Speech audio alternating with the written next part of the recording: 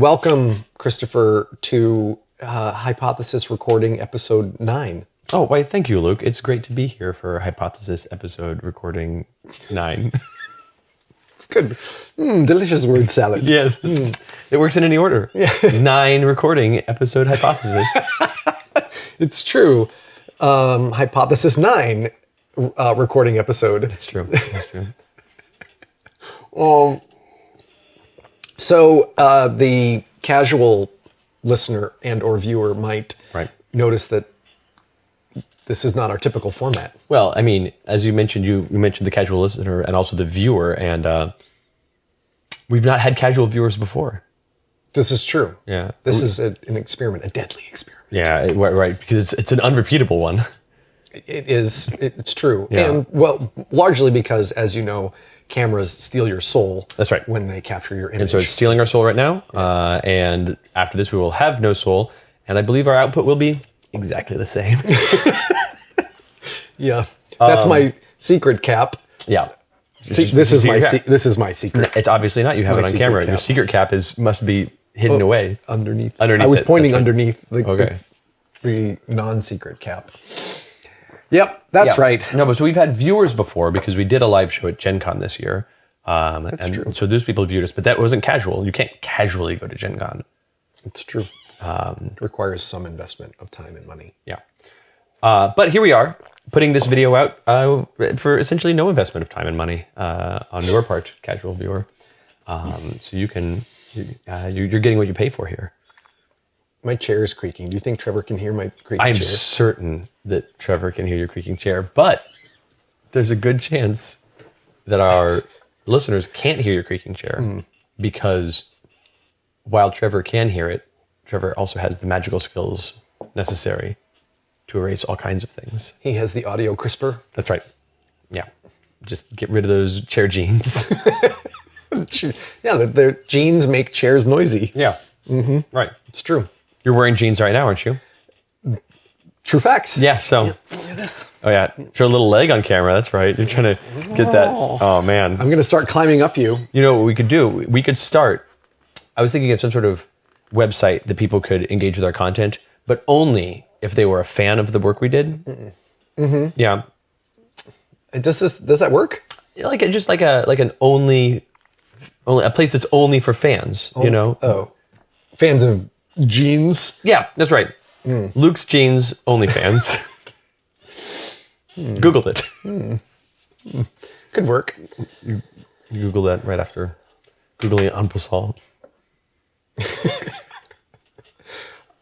So what brought you here to our fabulous recording studio? Well, technically Rachel did because she drove the car. Yes. Yeah. How did you end up in that car? Black bag? Yeah. Chloroform? The standard system. Yeah. We were just recently, mere days ago at the time of this recording, in Philadelphia for a convention. PAX Unplugged, if you believe it. PAX Unplugged 2024. It was a very good show. Sold lots of games, saw lots of people, did some inheriting. It's true. Everything you want out of a show, really. And at the end of that show, you, given your geographical proximity to Philadelphia, rather than flying to that PAX like you do other shows, you drive down with a van full of stuff. At the end of the show, you drive back with a van full of stuff. And one of the stuffs you drove back with was me. This would be the third time I've kidnapped you from Philadelphia. Our third annual kidnapping from Philadelphia. In fact, I kind of like Stockholm Syndrome. You came willingly this time. I think I came willingly all the times. Well, that was after we threw a bucket of water on you. Sure, right. Complete reprogramming. You wanted this. Yeah, I was like, oh yeah, please put me in the New York apartment in the rainiest of weeks. It's so rainy this week. Yeah, it's disgusting here. I mean, this morning when I walked out and back around the time that you did, plus or minus 20 minutes, it was quite nice. But after you got back, the heavens. And then, but also, it's not just the heavens pouring down, it's the temperature rising up. That's right. If it was a miserable 40 degrees with a cold, driving rain, I would be delighted. Sure, right. But it's weirdly warm for December. Yeah. And, it's pissing and spitting, and it's warm, and you just, so you go out and you just sweat. And welcome to New York. Hey, welcome to the 21st century. As the guy said at the pizza place the other night, forget about it. That's right. You New York experience. You swallow that, forget about it. Forget about it. Yeah. So, speaking of which, we also completed another annual task the other night. We went for dinner with Rachel and in the neighborhood. Yes. And we fortunately also managed to accidentally have a pizza. Right. Unintentionally. That was not to be pizza night. Tonight is pizza night. Right. Post. Yeah. Are we eating any food tonight? I don't know what we're eating tonight. Oh, whoa. I have no idea. Fascinating. So, but yeah, so we did the thing. So this is the second annual of this tradition. This is a new tradition. Not as old and venerable that's true. as me coming to New York. But as soon as we did it the first time, we knew it had to be a tradition. Essential. Yeah. Greek fries. So, some background. I live in a neighborhood of Queens called Astoria. Doxing yourself. Fascinating. Queens, I'm not publishing any documents. The Queens, quite famously, is a borough of New York City, of which there are 5. It is also the most diverse borough in New York City, having something like 170 languages spoken just in one neighborhood, not too far from here. But Astoria has traditionally had a Greek culture, restaurants and supermarkets, and in this case, food trucks. Mm-hmm. Mm-hmm. Mm-hmm. I think I'm going to do the fries bit. Okay. Where I mime the fries making. Okay, so because it's been very successful for us in the past when communicating to people these Greek fries, and we have a camera here, but this is a podcast. So, I'll help you. Yeah. Okay. If you could narrate.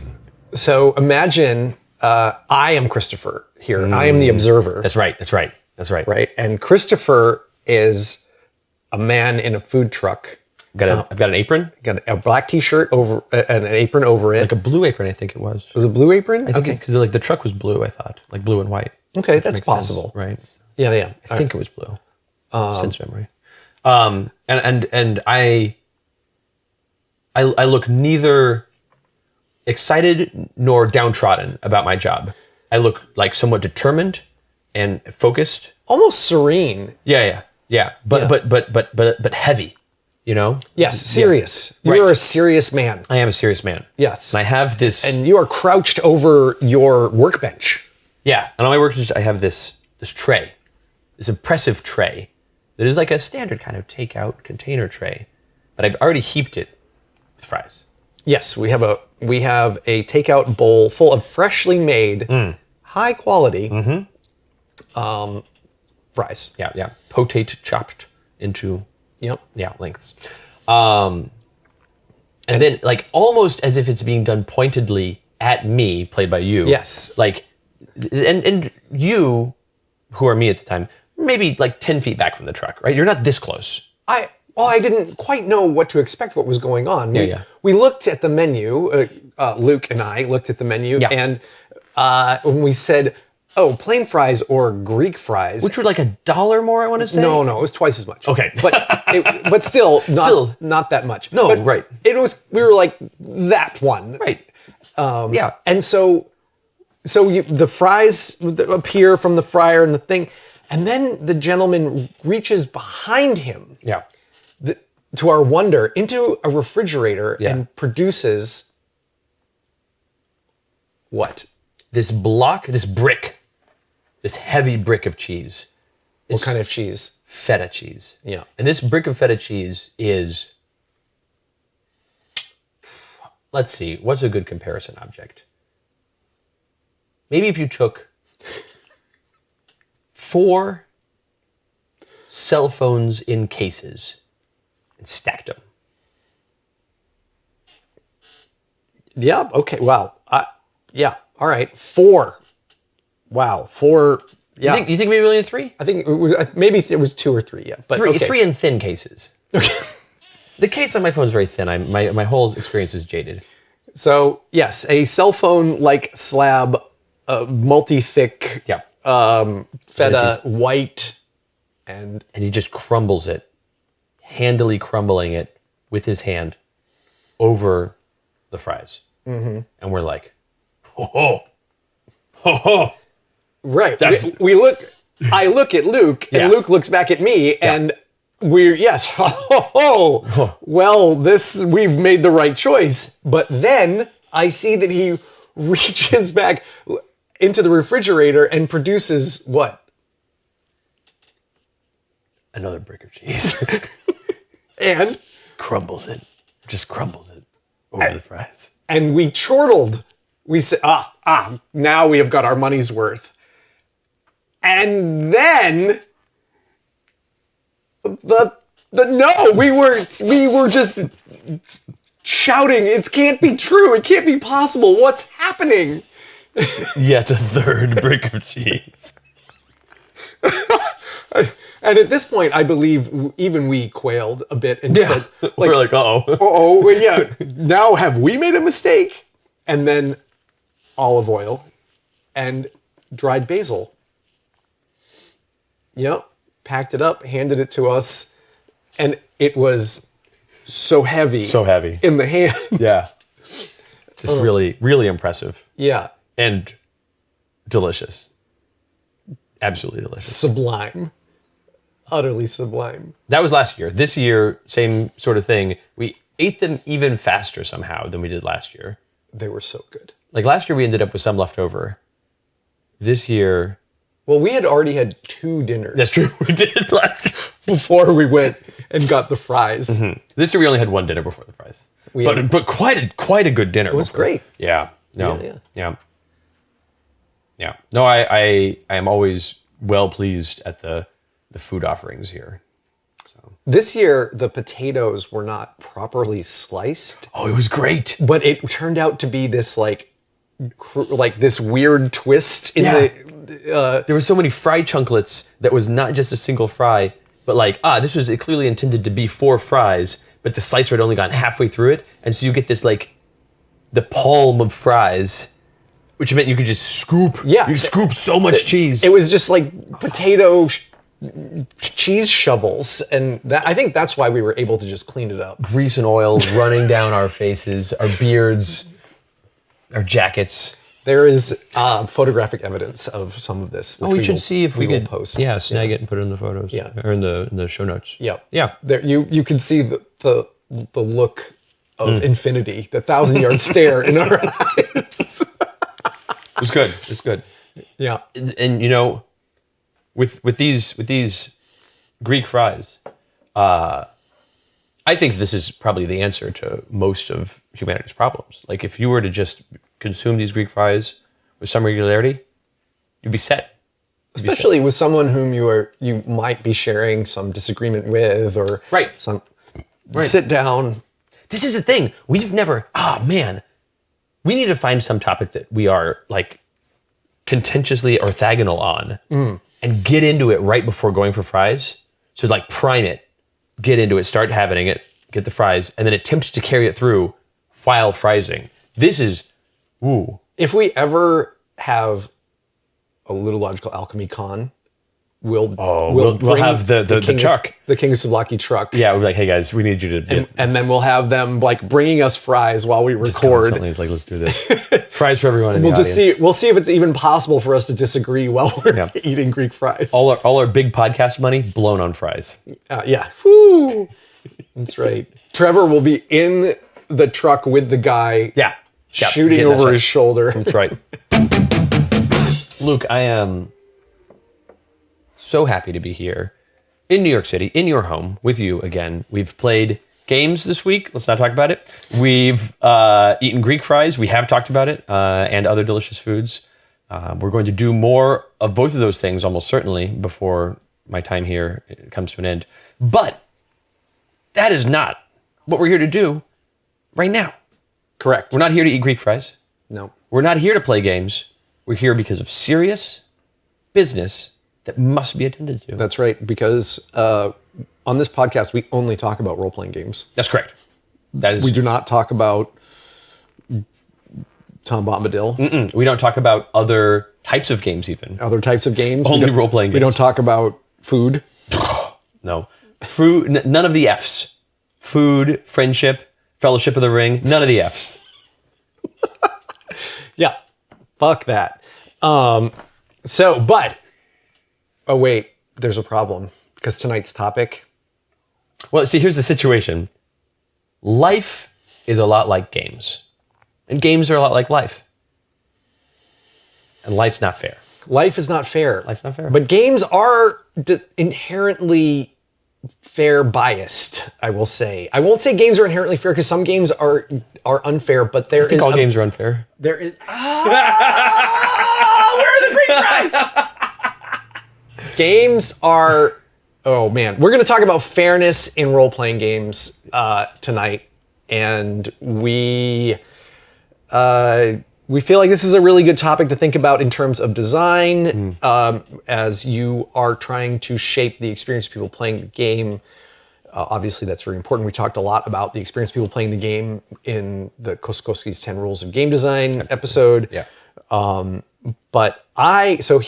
proposed this topic. Yeah, let's do it. Because I got problems, yo. Yeah. I've been meaning to talk to you about it. Are you... Oh, is this not the... Never mind. Go ahead. Go on with your thing. I thought that we were... Okay, never mind. Yeah. We'll save that for later. Okay. I tend to make role-playing games with systems that interrupt performance and invite people, the players, to reflect on their actions and their characters' lives. And I also have been trying, especially in my latter day designs, to in bringing in these mechanisms that invite you to reflect on your character's place in the world. I try to use them to sketch the shape of the world in which the character lives. Gotcha.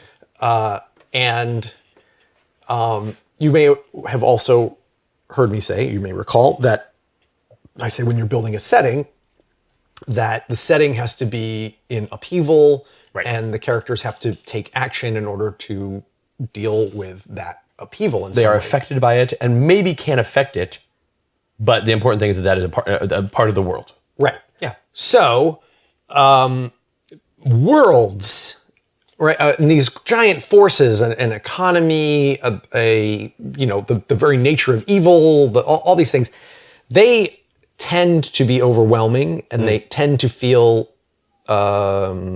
insurmountable. I dare say they tend to feel unfair to a character. What do you mean by unfair? This is great. Yeah. So neither player nor character action or decision makes a material effect, change, progress, where the player's actions feel meaningless, right? Fairness is about meaning. Maybe. That like, if you do something and it means something that you did that thing, then even if the outcome isn't what you wanted, it's at least, well, that's fair. Right. Well, fairness is really interesting. So let's can I go to the big book here for a second? Can I? What's this text you're quoting from here, Luke? Well, one of my favorites to quote from here, Rules of Play, by Salen and Zimmerman. Sure. Yeah, for those of you looking at the video, or maybe for those of you hearing the audio, you're like, wow, what does this book look like?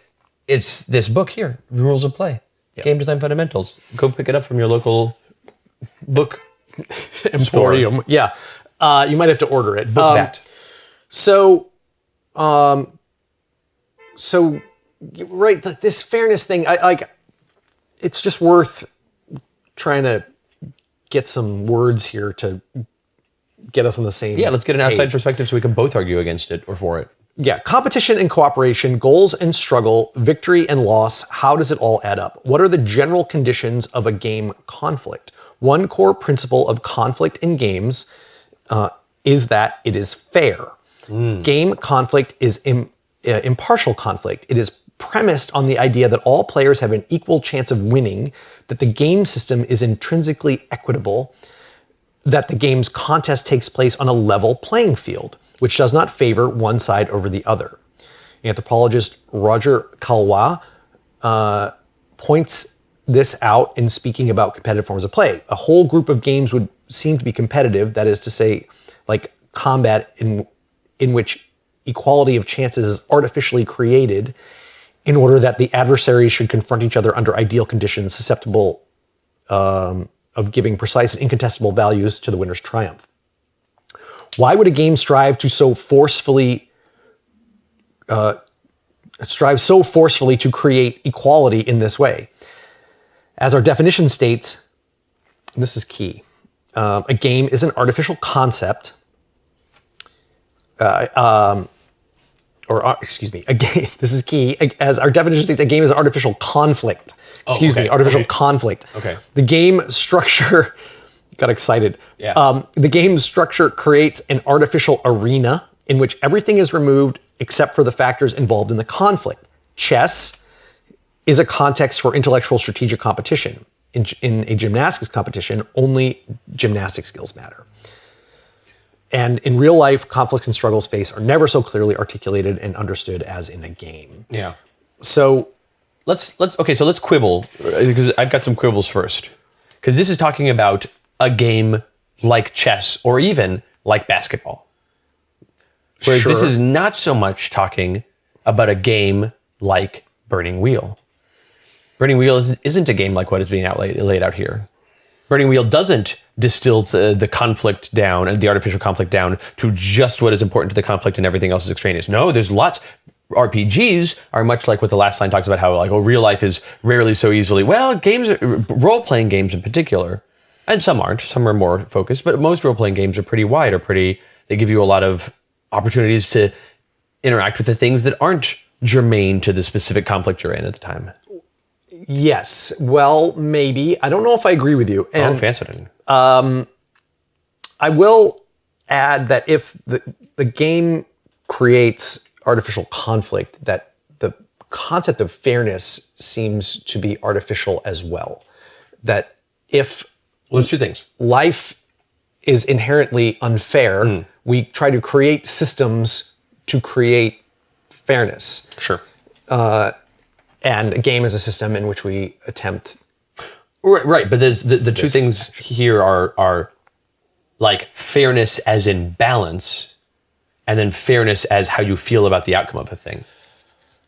Because both of those are something that people refer to as fairness and unfairness, but they're very different things. Okay, so let's hold on player feels for a moment, because I got a lot of feels about feels. Yeah. And we're going to have to talk about it if we're going to talk about fairness. But let's talk about balance first. So they touch on this here. The idea that players are entering into a fair conflict where they won't be fooled or tricked by the game itself is a key component of the illusory attitude, right? Even though games may have elements of uncertainty, the structure within which that uncertainty plays out is known in advance. This is it.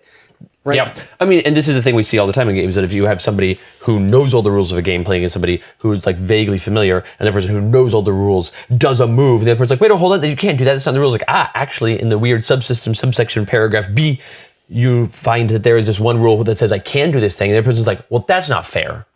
And the reason they feel like it's not fair is because they didn't know about it before you did it, even though right, but that is an emotional reaction. Sure, but that is part of the feeling of fairness. That is the knee-jerk of time that somebody would say.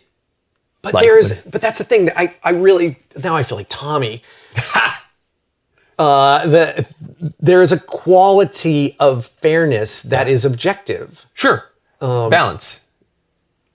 I don't know. We'll interrogate that. I'm not going to say no to that. But, sure. I think we're going to balance is a part of it. Rules, like clear and communicated rules, are part of it. But there's it's so hard to not delve into player feelings when you're talking about fairness, because there's an amount of people claiming or feeling like something is unfair when the answer is that they themselves are the source of the unfairness that they're feeling.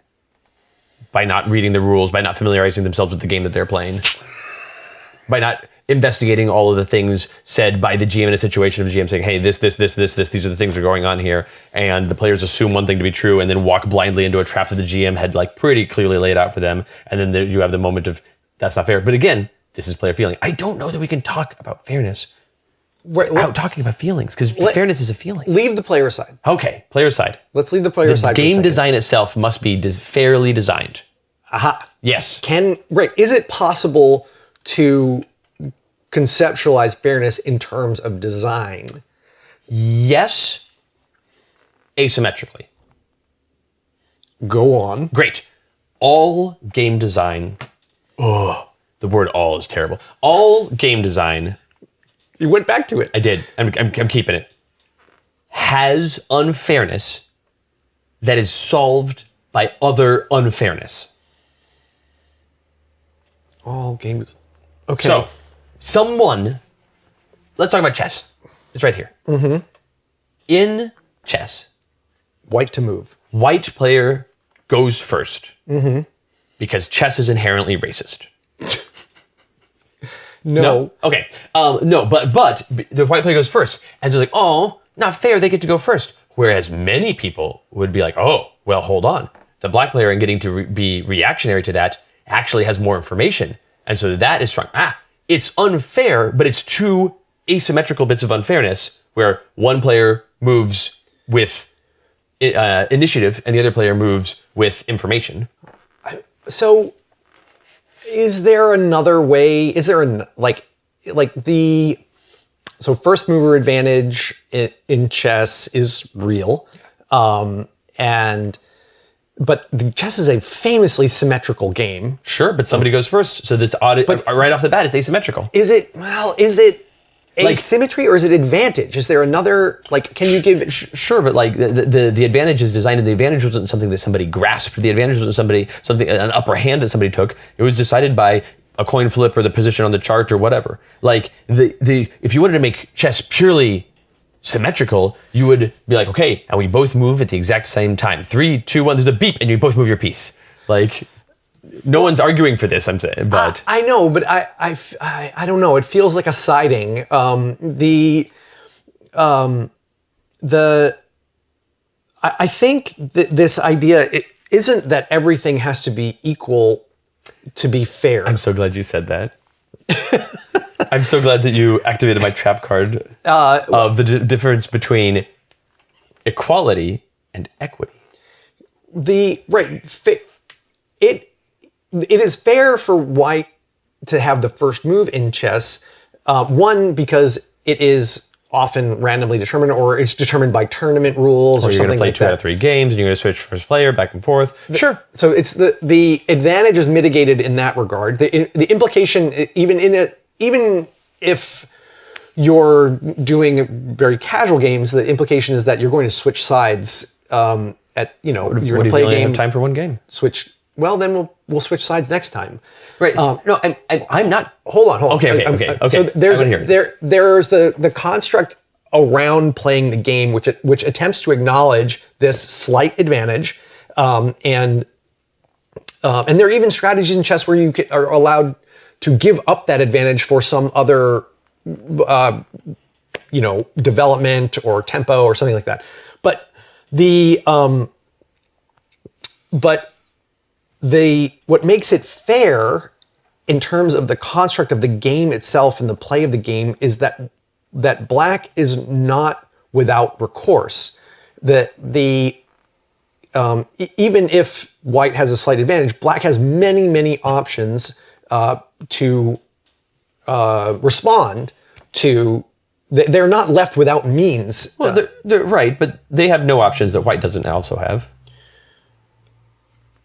The black and white have all the exact same tools in their arsenal, with the exception that white goes first. That's one extra tool that black doesn't have, and doesn't have an equivalent. It's not like white goes first and black wins ties.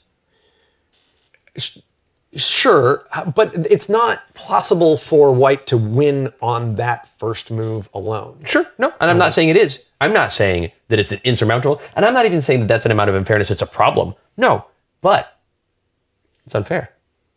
It's an unfairness that we've all accepted and we're fine with, but it doesn't mean it's not slightly unfair.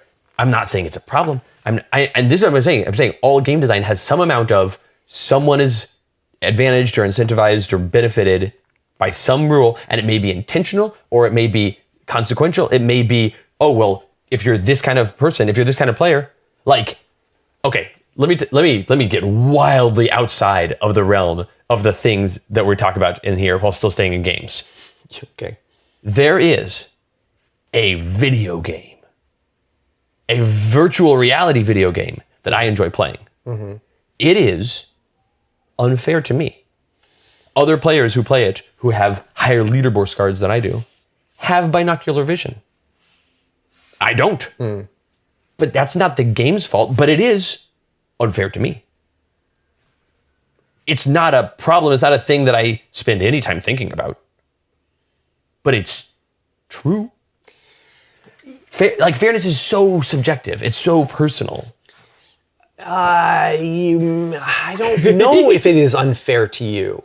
Okay. The game is if it were transparent in its construct. It's transparent in its mechanics, its rules. Yeah. And video games are generally piss poor at being transparent about their rules. Yeah, right. They like to pull all sorts of sleight of hand. Right, because video games get to do a lot of things that we say are bad, but we are just like jealous that we don't get to use them in tabletop games to create illusions of fairness, balance, to create illusions of randomness that are actually like more player beneficial when they're done right. Many times they can be done wrong.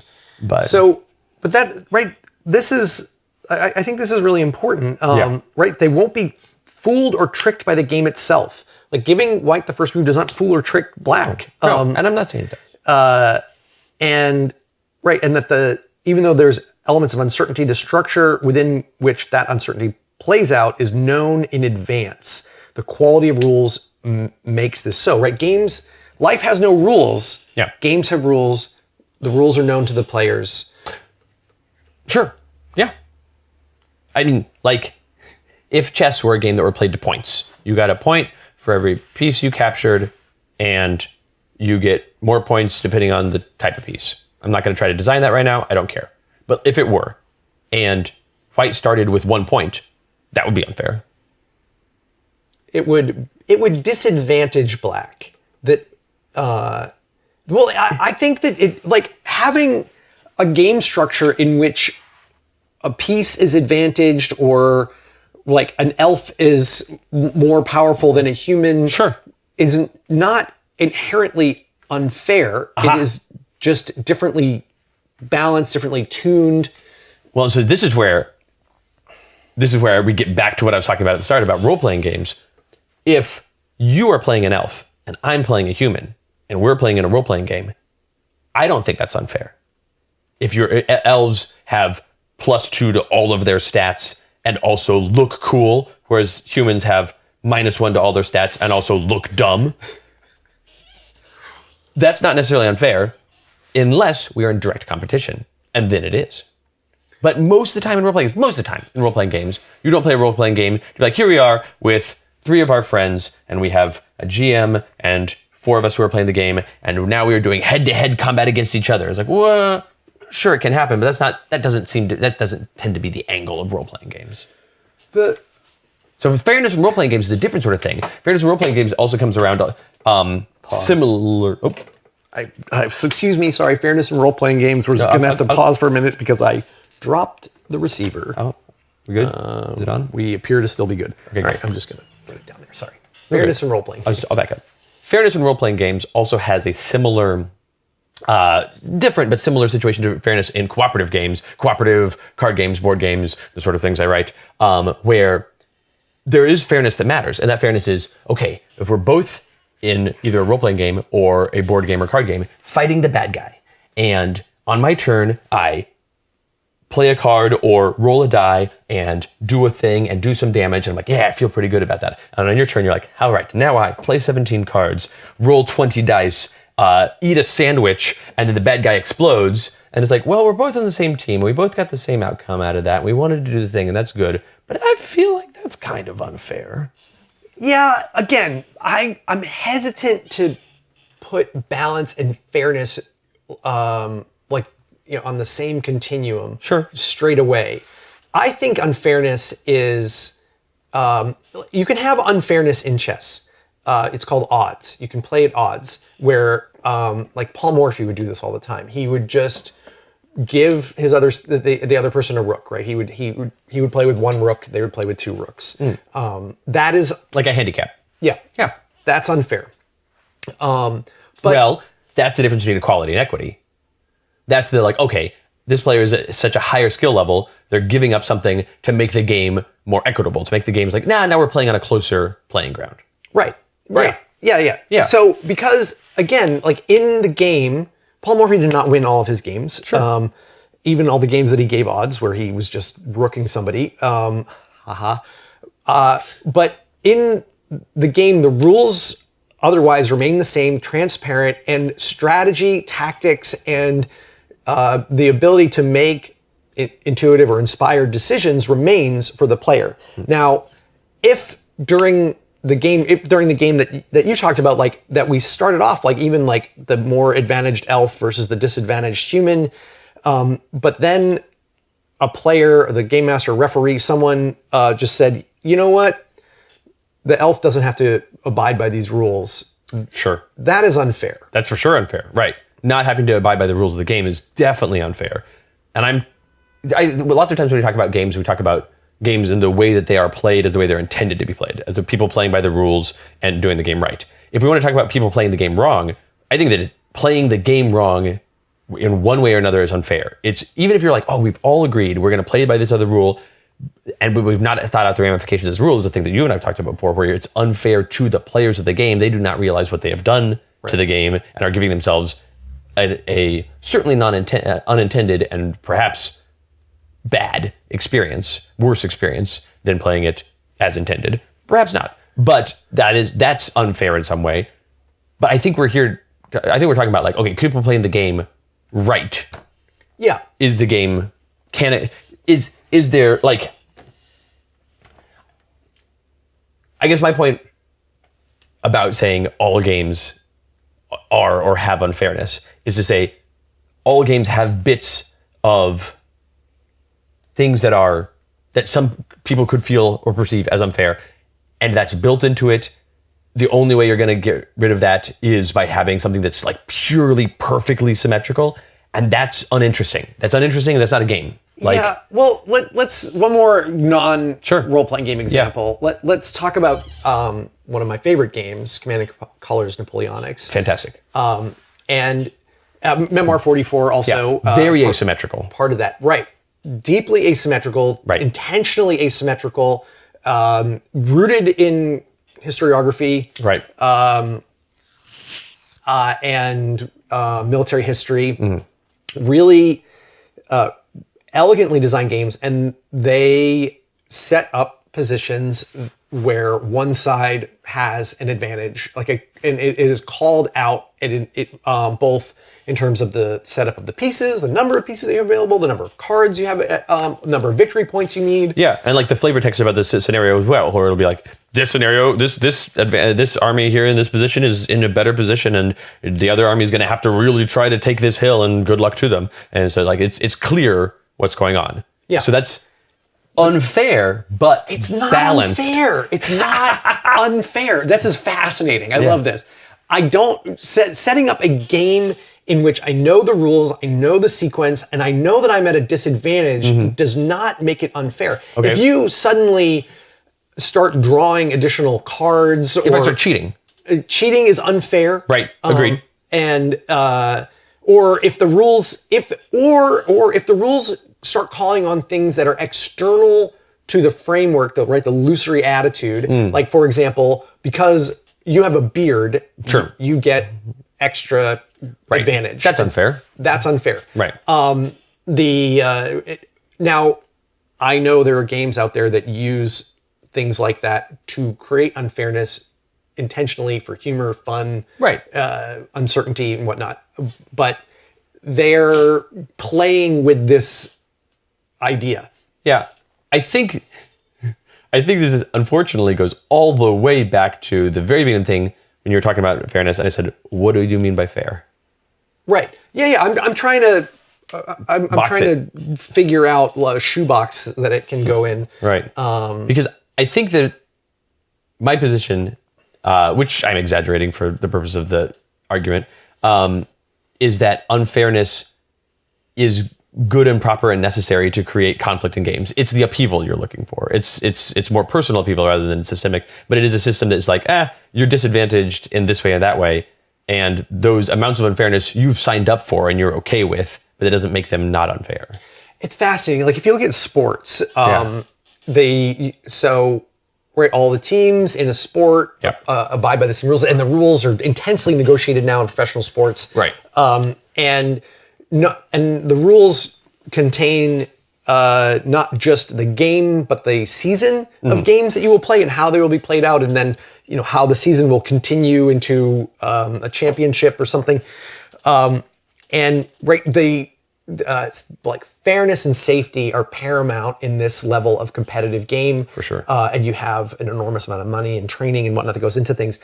However, we see lopsided results. Yeah. Like we don't, not every game is a closely fought duel that is won by the slightest of margins. Oftentimes we see blowouts. And one of the things where I think that this concept could point to this idea of fairness, right? Because you have everything so carefully structured in order, as they're saying, right? The game structure creates an artificial arena in which everything is removed except for the factors involved in the conflict, right? Like this is the idea, like get all these other things out so that we can really see like where that edge of skill or luck in some cases comes to play. But then when you have injury, right? You have a season mechanic essentially. Sure. And then you have human bodies being injured throughout that season and then unable to perform up to the level which they were initially able to perform. Right. You also have weather effects on games that can create scenarios. And you also, in some big sports games and with teams that move around a good deal, elevation changes are interesting to where like you have situations that are unfair in that there's like, well, this team that's coming from a very different climate is now playing on the home field advantage with this other team. It's not just the home field, but the home environment, ecosystem. Teams that have to travel, there's documentation about like which direction that you have to travel gives which type of advantage. There's a rugby league in which one of the state, I think in Australia, one of the teams plays out of South Africa. And so the team that is traveling there has a significant disadvantage. For sure. And home field, we got a great look at the dynamics of home field advantage during the pandemic as the professional sports leagues decided to play on, but they played without crowds. And so researchers got to study how that made a difference. This made a difference. And it's got to see that there really is some type of advantage, though not quite what we expected. Okay. So built in or anticipated unfairness is advantage, and you don't like calling it unfairness. Correct. Okay, great. Because I'm fine with that. If I sign up for it, right? If I sign up that doesn't make it fair to play this game. It does. It does make it fair. If you sign up for you can sign up for unfairness. Sometimes you can absolutely sign up for disadvantage and unfairness are different. Like if you and I were going to come to blows, and I was like, yeah, you can have the sword and shield, and I'll have no weapon, and I'm signing up for that. Is that unfair? Surely it's unfair. Maybe. It's pretty unfair for you to have a sword and shield and me to have no weapon. I wouldn't want a sword and shield. But what do you want? What do you want? Good sneakers for which I can run away and flee. How are you going to win then? Maybe it's a race. So we're coming to blows. The point is, you can sign up for unfairness and it still be unfair. It's a disadvantage. You're disadvantaged. But also you may have other qualities which give you some advantage there. Right. And so that's the thing is like, if you're like, okay, you and I are going to come to blows, and it's like, okay, we're both going to wear heavy armor and use sword and shields. It's perfectly equal, except it's kind of unfair. Whereas same sort of situation is like, okay, we're going to now put on we're going to put on pajamas and roll around on the ground. Again, perfectly equitable, except there's an amount of unfairness here. I don't, like, you know what's at stake. You know Yeah. the rules. Right. If we enter into this artificial arena and you are at a disadvantage because you're untrained or unprepared, that's not inherently unfair. I can't believe I'm arguing this point, but I obviously believe this. I understand what you're saying. It's in the casual definition of this, I'm not saying it's unfair in a like, and it's bad and it's a problem. So, no, there's just an amount of unfairness, which you're defining as advantage, disadvantage. And I'm saying, yeah, advantage, disadvantage is just unfairness in different ways. You wanted to talk about equity versus equality here. And it's unequal. Yeah. Well, but unequal and unequitable is so similar but so different. Right? Like, I'm not demanding that everybody plays. Yeah, well, we have a podcast about this, Luke. I don't know if you know what we signed up for. I don't want to. It's unfair. I'm not demanding that everybody that plays the VR game that I play. If I showed up at a competition for this VR game, which would be a very weird thing, and I'd be like, no, everybody's got to wear eye patches. Like, that would be unfair to other people, but is it unfair to me the whole time? No. Like, just because we're playing by all the ground rules. Like, if I were gonna go play. What's his name? Magnus Carlsen or yeah. And in chess, we're playing by the same rules. Like it's even, but it's like it's barely fair at all for me to be taking on him. He's gonna destroy me. It is disadvantaged. Seriously. Agreed. And this is the thing is, I am 100% cool with saying, okay, great. Advantage and disadvantage are the known / programmed / intended unfairness, whereas there's unfairness that is cheating. There's unfairness that is like, oh no, somebody got injured. There's unfairness that is unanticipated, unintended, like the happenstance that results in a bad time. That's unfairness that you would call, yeah, that's unfair. Whereas the other, great, fine, I'm good at those definitions. All right, let's pause there, and I'm going to refresh my teacup. All right, sounds good. We can continue to talk about this. Okay, we could. Do you want to walk and talk and see how the recording goes? All right, we'll be right back, video, but we're gonna go to the other room. Yeah, you can still hear us though. Right. Enjoy the table. Maybe Danzig will come visit you. This is a cool feature of this recording, Trevor, is that we're going to the kitchen now. Everybody. Hey, everybody. There's Rachel. I don't know. So I think I find it fascinating how much you don't like calling advantage / disadvantage unfairness. Well, because it's not inherently unfair. It's wild. Like the white to move is not unfair to black. Black wins plenty of games. Is white to move an advantage that's built into the rules? It is. So it seems like it's a rule that is somewhat unfair to black with no recourse. No. It's not white goes first, black wins ties. No. That would be fair if there was something for both. Black has innumerable strategies to overcome white's initial advantage. Right, but black has no tools different from white's tools, right? Are there any rules? Yeah. Hold on. Black has no tools. You're right. In the game, in Christopher's version of the game, it's this this timed madness where everybody's going at the same time. In the game as it has been traditionally formatted, someone has to go first. Yeah, of course. Right. And I'm not saying that this is a problem with the game. It's just a truth of the game that there is advantage and disadvantage in certain rules. Certain rules advantage or disadvantage certain players or actions. Yeah. Okay, great. Black is at a disadvantage to start a chess game. Yeah. Absolutely. Right. But it is a very small disadvantage. Oh, for sure, super minor, and nobody's out here complaining that it's nonsense, it's bullshit that white goes first. Like no, that's not a claim that anybody's making. Right. Okay. All right. It's advantage, disadvantage. Not inherently unfair. Having an advantage, disadvantage in a game is not inherently unfair. It's not inherently unfair.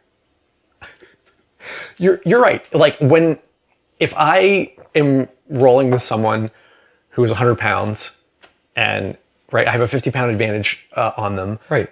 If I drop all of my weight, it can be unfair. Yeah. Especially if someone is unprepared. I've rolled with plenty of people who are lighter than me who where that's not an advantage, but sure. It absolutely can be unfair. And So, yeah. But the rules of that game, of the sport, would never put us against one another in a competition. Yeah. Right. Yeah. So what is here's a fun question. You talking about that. For those of you curious about the Foley that's happening now, this is part of the tea making process. Yeah, excellent. I love it. So the sport that you do looks a lot like Christmas? a fight. It does. It's a combat sport. Right. Yeah. Great. So, and this is a sidestep. This is a different topic, but I think it's worth getting into. How do you feel about the idea of a fair fight? What's a fair fight look like? A sport. No, but like, Yeah. some there are fights that aren't sports, and like, Oh boy, this is going to be quite a digression. I think they're silly. oh, okay. Do you think a fair fight is silly? Or do you think that fights are silly? Well, both. Okay. But fair fights especially silly. Yeah, right. If you are fighting for your life or for your property or for the safety of those you love or if you're fighting for something important, you're fighting for what you believe in, why should you fight fair? Yes. Aha. Okay. Right. That you should take every advantage you can possibly take. But now you are in a conflict with its own dynamics and maybe even own social rules that has different non-losery stakes, right? The stakes of a fight, fair fight, unfair fight, are not the same as the stakes of a game. Yes, but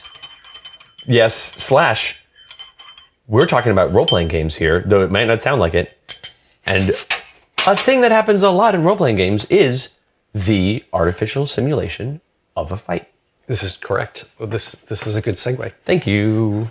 That's why I get paid those big podcast bucks. Mm-hmm. Pod bucks. How do you like that? Oh, it's great. How do you like them sippies? Okay, I'm gonna just a wee slurp. Look at some equipment here. Yeah, Christopher's sitting down. Hey. Looks great. Yeah. Looks great. You look great, Luke. Good job, Steve Jobs. You too. I like your suit. Thank you. It's not really a suit. It's fine. Your half suit? Yeah. 2/3 suit. Right? Because like a 3-piece suit. Yeah, I was thinking about that. You're right. All right, here I am again. I'm trying not to break this antenna. I think that there are people who would think it would be unfair of you to break that antenna. It would be rude. It would be rude. Not all fairness is rude. Do not break your partner's audio equipment. That's just a good bit of life advice. Oh yeah, I needed the second cup here. Okay, Good. So It's hot. it's hot. It's strong. All right. Fairness, games, fights, fairness, unfairness, advantage, disadvantage. Yeah. So this is the problem I have run into. This is why I actually wanted to talk about. This is the problem. Okay, we got to the problem. Yeah, no, that's good. It's good. Good little mud wrangle there. Yeah.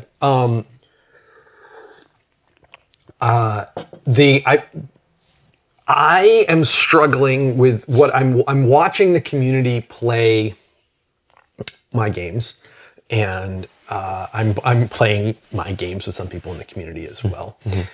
And what I've seen is this two dragons fighting. There are two dragons inside you.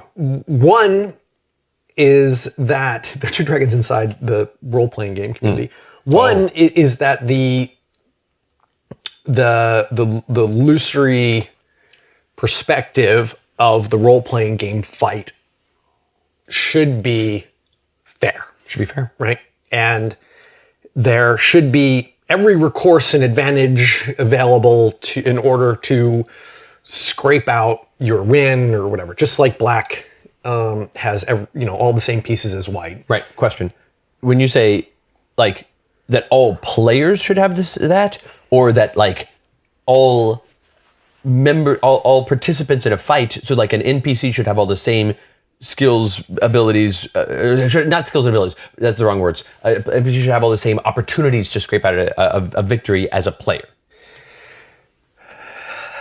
let us stick to the perspective of a player's character. Okay. The avatar. I wasn't sure because you were just saying that there was an argument that like everybody in the fight should have this should have the opportunity for a fair fight, and it's like everybody or just player everybody. The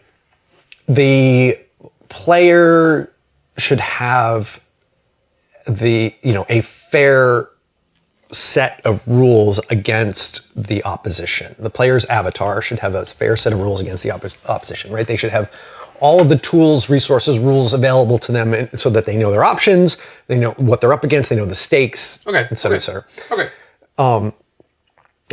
Now, that's on one side, right? This like very staunch fairness.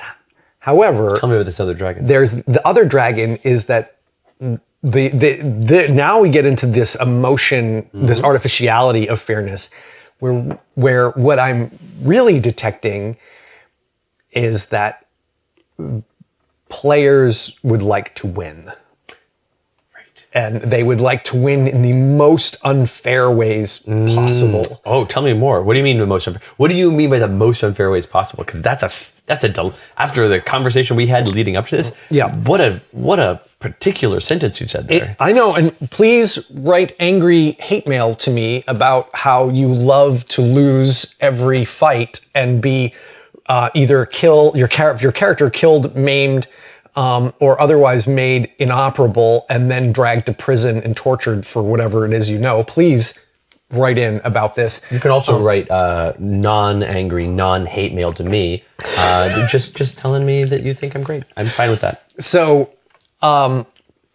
players appear to wish either to steamroll, win, yahahaha, sure, sense consequence, or to be fought to their very last breath and then win. Yeah. Players want to. This is a thing that it's a very important design. There's a cooperative game called Spirit Island. It's an alright game. Never heard of it. Well, I'm missing out. It's pretty good to have heard of it, I gotta say. Having heard of Spirit Island, better than not. And in Spirit Island does a beautiful job. At higher difficulty levels, this goes away. But at lower difficulty levels, there's the initial, oh no, we're super overrun. Oh no, we're definitely gonna lose. There's nothing, it's insurmountable. I guess we'll do this, and I guess we'll do that, and hold on. Oh no, they did a thing, hold on. Oh no, oh we win. This is the arc of Spirit Island. And until you are playing at higher difficulty levels, like if you're losing games of Spirit Island, it is because you do not understand the rules of Spirit Island. It is like, you must gain not mastery, but you must gain basic knowledge of the arc and the speed of the game. And then you will win every game, but with that arc of, oh no, we're going to lose, we have won the game. Mm-hmm. And that's why adversaries and scenarios exist to mix that up and things like that. But that is the base game experience. And people really like that. People really like the, oh no, oh yes, against adversity. Even if like going in, there's a foregone conclusion of like, well, we can't really lose as long as we just do the thing right. We just got to do the thing. Right. And so this is what you're deciding. Is people are like, hey, I want to go into the thing. I want to go in and I'm like, I'm going to do the thing. And because I'm doing the thing, I am nigh defeated. But at the end, I escape. Not unscathed. Scathed, but not like horrifically maimed for the rest of my life. Like, oh, I maybe got some wounds. Yeah, you have a very attractive scar. Right. Yeah. They want to MCU protagonist. This seems to be the prevailing attitude. Yeah, right. And it's interesting, in Torchbearer, for example, it's fascinating how this emerges because players don't understand, and don't trust the Torchbearer system. Now, Torchbearer puts a couple big red signs up and says, we strongly urge you not to go down this particular path until you're more ready. Well, and also like there's certain kind of conflicts. There's like, oh, in this conflict, you've chosen, you the player choose the kind of conflict you want to get into in most cases, in many cases. And if you're choosing the kind of conflict where you're like, oh, I'm gonna kill that goblin. All right, you're choosing to enter a conflict in which you can kill and therefore can be killed. But if you're like, oh, I'm just going to do a different kind of conflict, I'm going to drive them off or something, then the consequence of that cannot be you get killed. Correct. And that's the red sign that we put up saying, hey, it's a role-playing game. You, of course, have a large degree of freedom of action for your the choices for your avatar. We recommend, not this one, we've given you a selection of other ones to start with. Yeah. Some players go down that, they learn a hard lesson when it doesn't go well for them. However, if you, like, barring that particular kind of short circuit of our intent, Torchbearer actually has the Spirit Islandness built into the conflict mechanics, where it's a role-playing game, and I mean, I'm sure this is for Spirit Island, but like this is a role-playing game where you have multiple expendable resources at your disposal, and you also have to creatively interpret some of the things that are unexpendable, like your wises and whatnot, that or some gear, and if you do that in Torchbearer, if a player does this, and they will get this experience of, oh no, oh dear God, we've been driven to the very brink. Now we must leverage all of our resources, fight back, and then steal a win. Almost certainly win the day. Yeah, not necessarily for sure, but almost certainly. Yeah. If you really spend your resources and you really dig into all the things on your sheet. Yeah. Right. Yeah. No. I've had this very sort of experience with Torchbearer with a character that I very intentionally was making ill-advised choices. I was in the parlance of the day, I was fucking around to see what finding out would look like. Yeah. But I'd get into these over my head situations and then be like, okay, well, I'm going to just spend these other resources, and look, I made it out. Right. So there is, because of the nature of a role-playing game, in that it is intended to, often in most role-playing games, to simulate a world that is not our own. Sure. And worlds, I think we kind of glossed over this, but worlds are inherently unfair. Right, for sure. They're unequal, they're unequitable, they are capricious. You can attempt to create a set of rules that they play by, but they don't play by those rules. They can choose to break the rules without announcing it or warning you. Right. And in fact, saying they're unfair probably is a really misapprehension of the dynamics in play. There is no fairness. Is perhaps more accurate. There's the advantages and disadvantages are not cleanly laid out and can come at you unexpectedly at any time. Correct. You could wake up one day and be like, oh, for some reason today I'm hugely advantaged on the thing that I was going to do or something else. And it's like, oh, cool. How nice. This is lovely, but also very unexpected. Yeah. Yeah. And more often vice versa. Yeah, right, vice versa. Right. However, we need to have this seeming of unfairness. In Torchbearer, we really lather it on for the unfairness of this world and how grim and dark it is. And I have all this like really purple prose at the beginning of the game that, talks about like what a deadbeat outcast, never gonna make it in the world. You got nothing left but to just hurl your life into this, dark endeavor and hope for the best. Sure.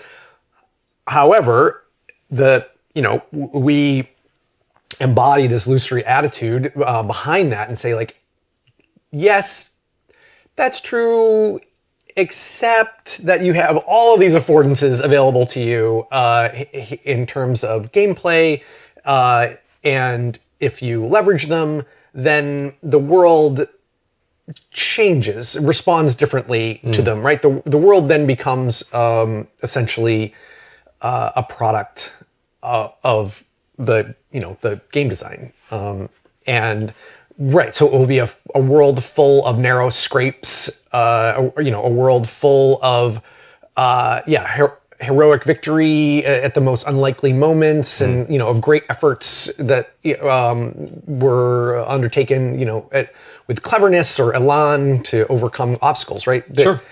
But it's fascinating that I would say the vast majority of people who even play Torchbearer and even look at Torchbearer see only the inherent unfairness, and they buy that idea, and that the idea that underneath that the game is fair, and in fact maybe even a little too, maybe even unfair in terms of the player's advantages,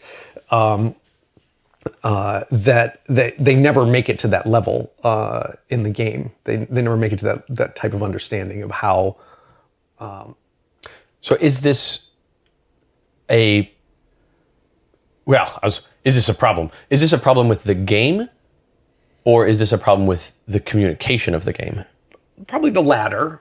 Okay. How do you better communicate? Hey, you have what it takes to get out of this, but you are going to have to use all of your wits and all of the resources you have at your disposal. Or is that even the job of the game to communicate that? Is that I don't know. Yeah, I'm not going towards a specific point here either. It's like it's interesting because I see the problem you're describing. One of my longtime playtesters, editors, has really taken Torchbearer through its paces multiple times, and he talks about this dynamic and how like once you figure it out and you do like that run level 1 to 10, it's kind of exhausting. Because it almost becomes predictable in that, like, right, you're going to go on this roller coaster ride and you're going to come out ahead.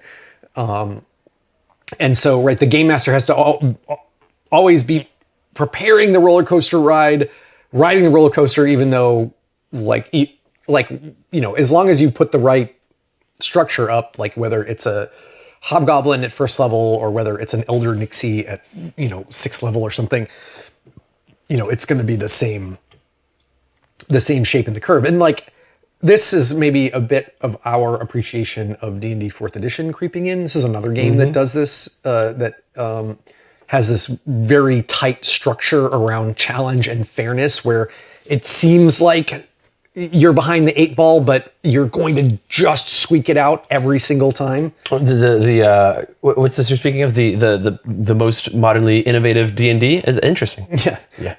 The D&D that shall not be named because it was very tightly designed. Yeah, that's the one. Yeah. So I'm approaching, like, I'm trying to look at this idea, like in Burning Wheel, like I say to people, and I've said for 20 years, that balance is off the table in Burning Wheel. That I don't want an elf balanced with a human, right. Or an orc balanced with a dwarf or anything like that. I want them to each feel different in operation and play, and not just in like joystick feel or whatever, but in terms of like that. When we look at the abilities, like just the skills and abilities of an elf character and the traits that they begin with, they have more points. Their abilities are generally higher, and they have more skills and et cetera, et cetera. Like, I want it to be very clear in terms of the language of the game that you're dealing with a being that has been alive for hundreds of years or even thousands of years. So does that make an elf better than a human? What value are you using? Right. To qualify better. Okay, but genuinely, to harken back to a conversation the listeners that aren't aware of, but it's still fine. Like, okay, elves have more points than humans, and elves have better stats and skills and such than humans. But does that make them better than humans? Again, it really depends on how you draw that line. Right. Like, in terms of, can I roll more dice versus certain skill obstacles, and is more dice better? In general, in the game, yes. Do I have more options to roll dice without disadvantage because I have more skills?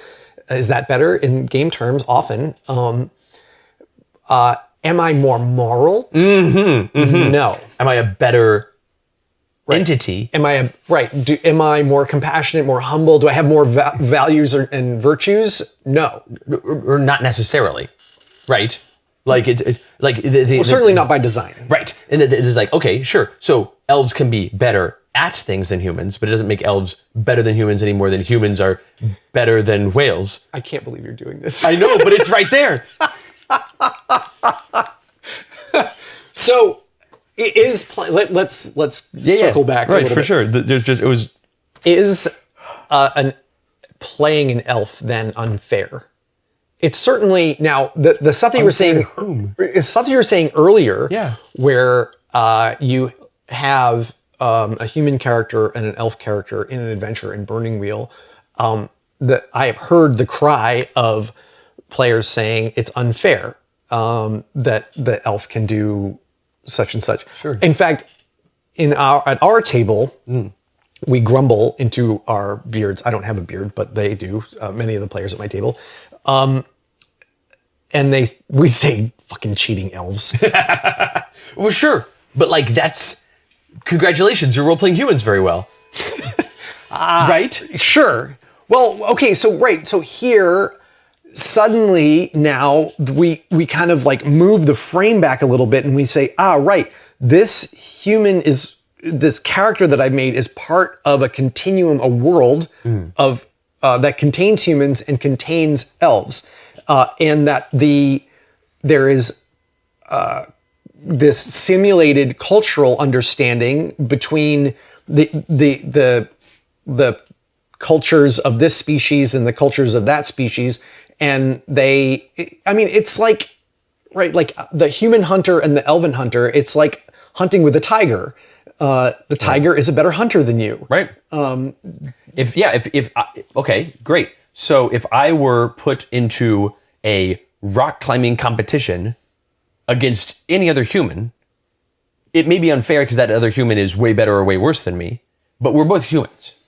Whereas if I put into a rock climbing competition with a squirrel or an orangutan, it's like the only way that it's unfair is that the squirrel or the orangutan might not know the parameters of the competition. But if all of us are equally incentivized, like, hey, there's a little bit of food or something you want at the top of this rock wall, they're gone, and I'm like, I'm just gonna start climbing these rocks. Like, right. So right in the context of this world, it is like that we have the simulated cultural understanding of the advantages of the other side versus the disadvantages of your side and whatnot.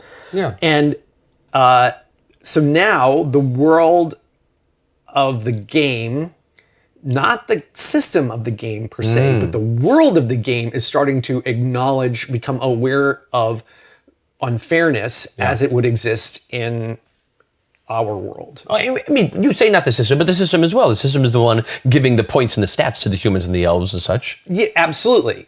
That is I'm like, they are like maybe Venn diagram, but they are two different concepts. Like for sure. Like for sure. They disagree in this case. Right.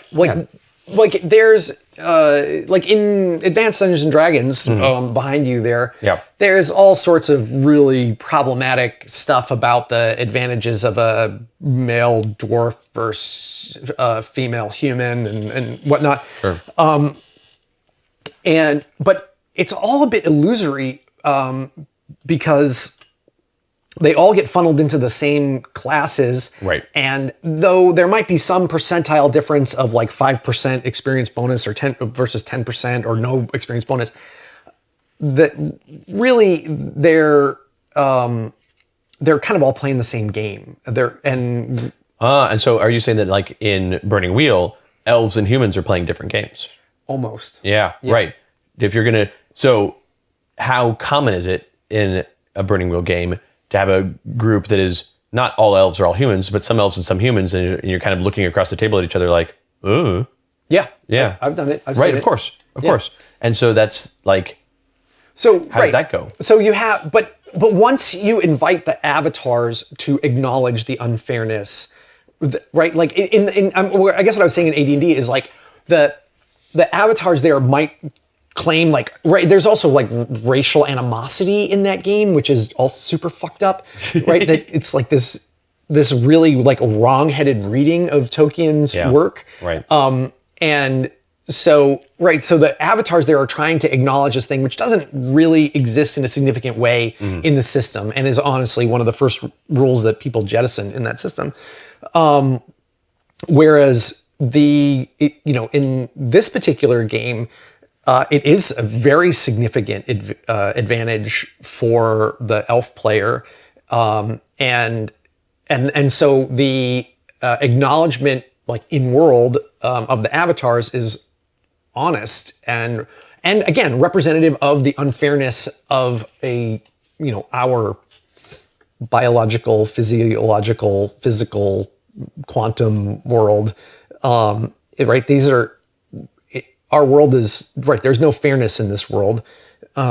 So it starts to hint to the players at this conceptual space. However, I have found that players still crave in a role-playing game some recourse to fairness. Yeah, because I think that you could do a thing in a game where, like, if you had, like in a tactical miniature game, you have it where, like, oh, here's the elf kingdom and here's the human kingdom, and the elves are just bigger, stronger, awesomer, and the humans, in comparison, are not as great. But when you're doing your point buys for your armies, the elves, you all get 30 points, and elf units cost 6 apiece, and human units cost 4 apiece, so you can field more human units. Okay, and so you can create fairness in that way. Right. But a role-playing game isn't that. A role-playing game isn't a war game, even though it's based on the abstractions from such a thing, initially, way long time ago. Right, so taking game balance and using it as fictive grist to say, hey, this is an unfair world, right? Because again, like, balance and like asymmetry, unequalness, advantage, disadvantage, I don't believe they're inherently unfair. I know it's crazy, but like you said, like in that war game, right, where you have like this unit just is better than any other single unit around, right, but you get more single units on this side. Right. So this unit costs 10 points and you get 10 units. It's asymmetrical that cost unfairness. 1 point. It's not unfair. Because it gives you recourse in the rules to take inspired decisions, to use tactics and strategy. Great. So then the difference between humans and elves in Burning Wheel is unfair by that definition. It might be. Yeah. It might be. Right.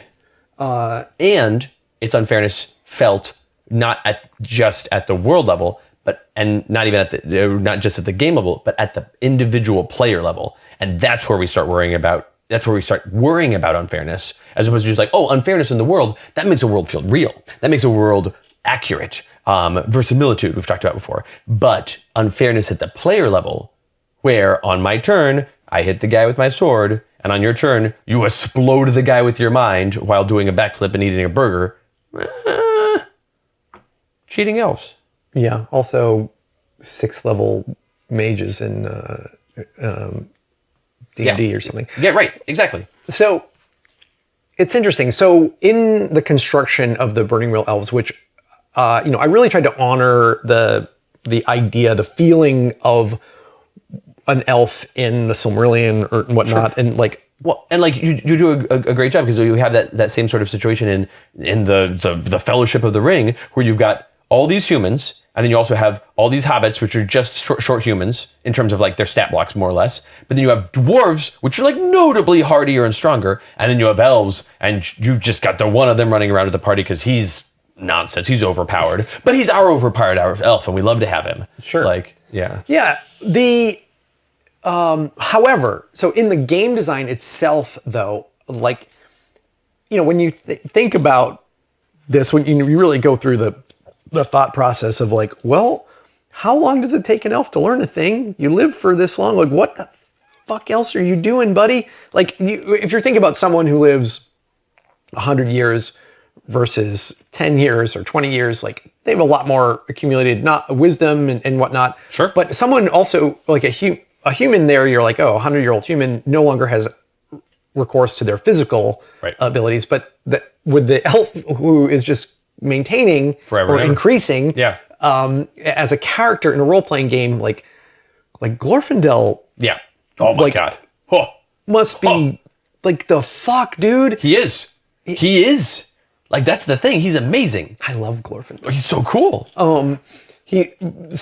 But what I had to take these considerations, and I couldn't, like, I could only like nod to the Glorfindel-ness. Like you can maybe get in the stadium with Glorfindel in Burning Wheel, but I don't think you can get on the field with him. Yeah. How about like a Fingelfin? Forget it. Yeah.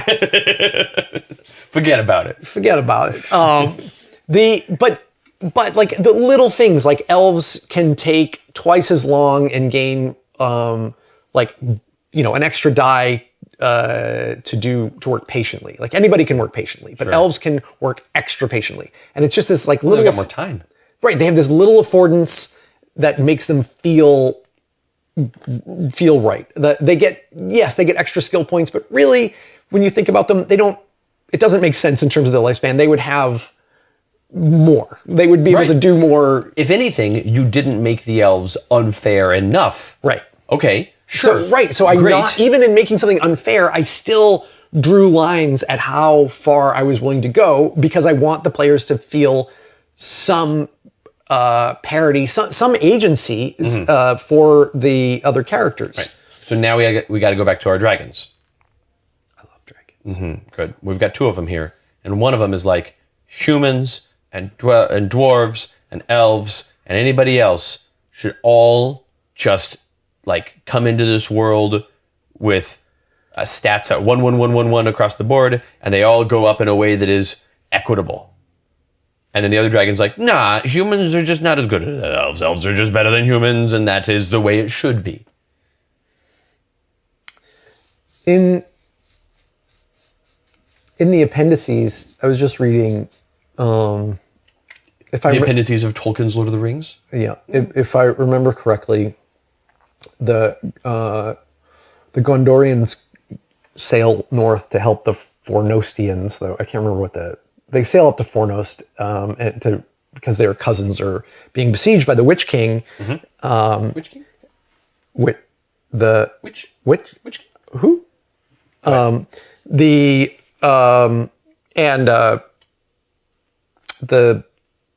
Witch King is dismayed. They're like, oh, he's like, damn, you got nice horses, but your horses are all scared, so fuck off. Right. You didn't think of that, did you, buddy?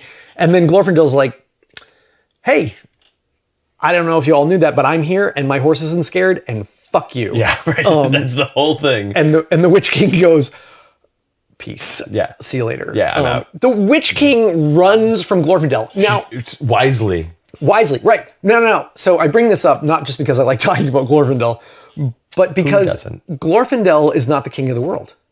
No. Glorfindel, I believe Glorfindel appears elsewhere and does some super awesome shit, but Glorfindel doesn't ride into Mordor and is like, fuck you, Sauron, just like throws the ring and just like rides his... No, he's got his own stuff he's doing. He's busy. Yeah, what? Right. So this is part of the, Sam and I talk about this like with the truths of this world. Like one of the truths of this world is that, yes, Glorfindel confronts the Witch King and saves the king of Gondor and advises him not to, is it a Noreen or something? I don't know what the fuck it is. But he's like, buddy, the Witch King fled, let him go. And then and he's like, no. And then that's it. But Glorfindel does not, as a character who is severely advantaged in this world, and is unfair to even the King of Gondor to play next to, he doesn't solve the world's problems. Sure. I mean, this is a state of like, could we come up with perhaps a better person to try to save the world? Maybe, but this is the person who is in the process of saving the world, and this is the message to give to your whatever role playing party, whether or not the role playing party is trying to save the world or whatever it is they're doing. It's like, oh, could we come up with better characters for doing this? Whatever, who cares? You are the characters that are one doing this. It's the same thing about you in your own life. Would it be maybe easier for someone else in your life to do a better job at paying your bills or taking care of your responsibilities? Perhaps it doesn't matter. They're your bills and responsibilities. You're the one doing it. Well, in Lord of the Rings, yes, we are given the idea that most anyone else, Tom Bombadil aside, would be too tempted by the ring. That Frodo's special power, because he kind of sucks at everything. He's not that bad at stuff, but he's not that good at stuff. He doesn't have any, he's not Glorfindel. But we are given the idea that Glorfindel handed the ring, would be like, oh yeah, no problem, I'll go take it and check into the mountain. What if I just put it on just a little bit, just to see, just to find out? Oh no, beginning of the end. Right. And so Frodo's special power, the thing that makes it fair, is that Frodo is the person for the job. So and like you got Aragorn, a human, a pretty cool human. He's all right. He's pretty cool. He's pretty cool. He's no Glorfindel. He's no Glorfindel. But why not have Glorfindel leading the Fellowship? Right. Right? But you don't. You have Aragorn. And it turns out by the end of it, he can get the ships with all the dead people. Do a big cool dead people ships thing. Glorfindel couldn't have done that. This is true. So what are the affordances that these characters who aren't the cool elves, but they've got? White moves first. Black wins ties. What do humans get to do that makes them? I'm not advocating for this rule in chess. I'm just saying, what are the things that humans do, and the elves and the halflings and the dwarves? What are their things that they do? It's like, okay, you're right. Stat block across the board, 100 years of awesomeness, all these other things for elves. But humans, at this one time, when the chips are down and everything is expended, can eke out a cool victory by doing what? Right. What do they get? So this is what we're talking about in terms of, you have this idea that the world must be out of balance, and in fact, the mechanisms that are the massive forces that are driving this world must be unfair to the inhabitants of the world, and even the greatest among them, still must be subject to these, these major forces, and. So then underneath that, in terms of game design, you start to build in these affordances. Like, what if there was an exception here? What if there was a small advantage in this particular circumstance that may or may not come up? And you can begin designing from there. From my standpoint, I said, well, there's another factor that appears repeatedly, a theme that appears for Tolkien's elves, and they live a long time, but they kind of go crazy unless they really check their shit. So how you got to go and sail across the ocean and have time out over there. And one of the really fascinating themes that repeats is that multiple elves in the Legendarium, as he calls it, die of heartache. And so So I said, well, what if there's a limiter on elven heartache? Sure. That elves' emotions have physical manifestations, which is actually true of everybody, but like even more so for elves. They're at the mercy of their emotions. Oh yeah. Who rides to Angband to confront Morgoth and smites him? Who's that dude? He's a very angry elf. Is that not Fingelfin? That's not Fingelfin, is it? Might be one of the children of. Yeah.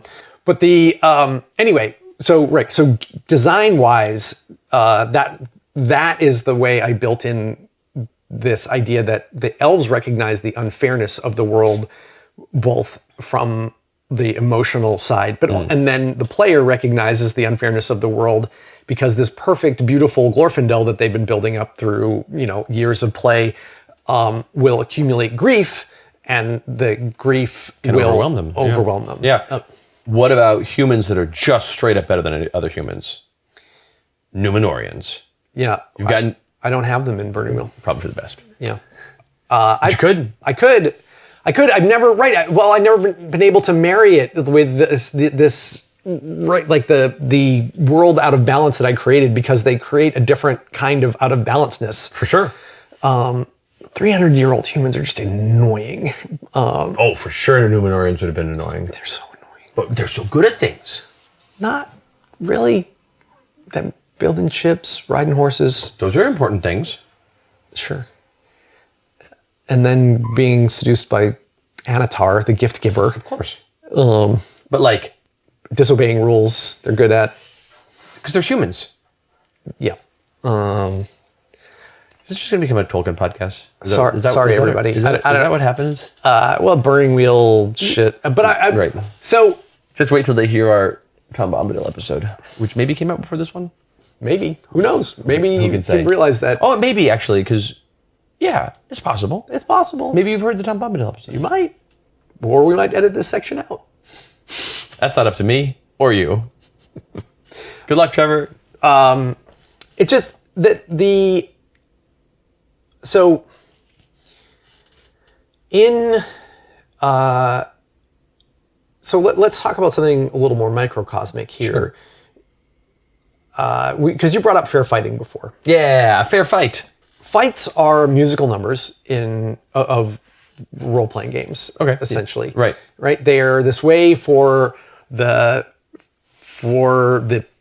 protagonists and their supporting cast to dance around, show their character, Right. show a new thing that they've learned, confront in a safe and measured way the opposition, Advance the plot. right? Yeah. By one, like something shifts and changes in the musical number, and Here we go. Maria. Yeah. So in many other conceptions of an armed conflict, fights are not fair, as you said, or even unarmed. And in fact, it is to your advantage to ensure that the fight is unfair. Right. If in a human terms, or even in animal terms, like if you have met something head on, it is very risky. Like you do not want your life or livelihood to come down to the flip of a coin. Or to some unknown revelation like, oh, I did not know that Christopher was a black belt in, Grabutsu. Yeah. I'll grab the boots. Yeah. So, right. So, and the characters that we often play in role-playing games seem to,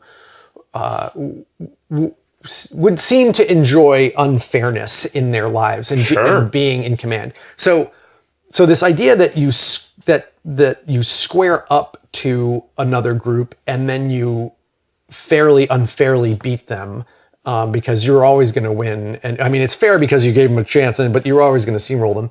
This is supremely uninteresting to me. Mm-hmm. But the dynamics of we waited for them to go to the latrine and then we cast a spell to lock the door of the latrine and then we set the latrine on fire. Mm-hmm. And then that feels unfair. Shot anyone who came out with arrows or crossbows or spells or whatever. Yeah. That is considered unfair fighting. Right. It's dishonorable. All these things. Like, there's some cultural detritus that goes around with this.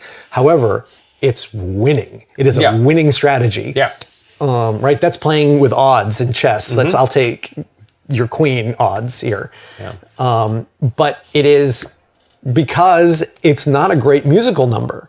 I mean, I think you and I might be able to direct that into a nice one. But in general, audiences don't, like, unless the Sharks and the Jets are fucking sliding out there, it's not considered interesting. The only time you want a thing like that is when you're doing it to snatch victory from the jaws of defeat, where you are in the movie Mulan, and you have your little ragtag army, and you have the giant impossible Hun army, and they are chasing you, but then you set off fireworks to make an avalanche happen. And so sure, fireworks and avalanche, like doing that to save yourself in the last minute and get away, fine.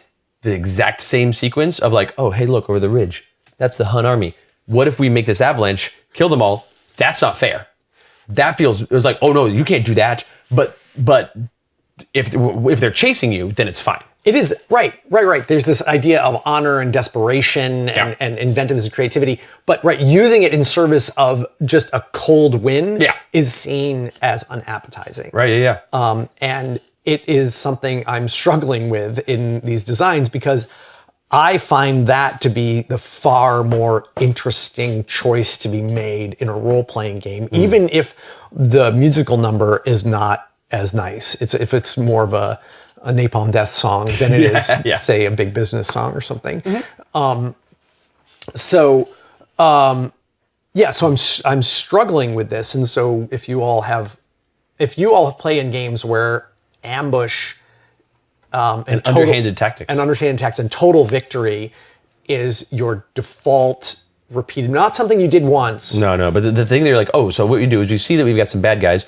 We're going to set some pit traps and we're going to trick them and we're going to beat them. And nobody cares. Nobody cares who thought what was done was fair or honorable or equitable or anything. It's any fight that we walk away with all of our hit points is the best way to do that fight. Right. And like, this is what earlier I offered you a sword and shield and you're like, no, I'll take running shoes. You keep all your hit points.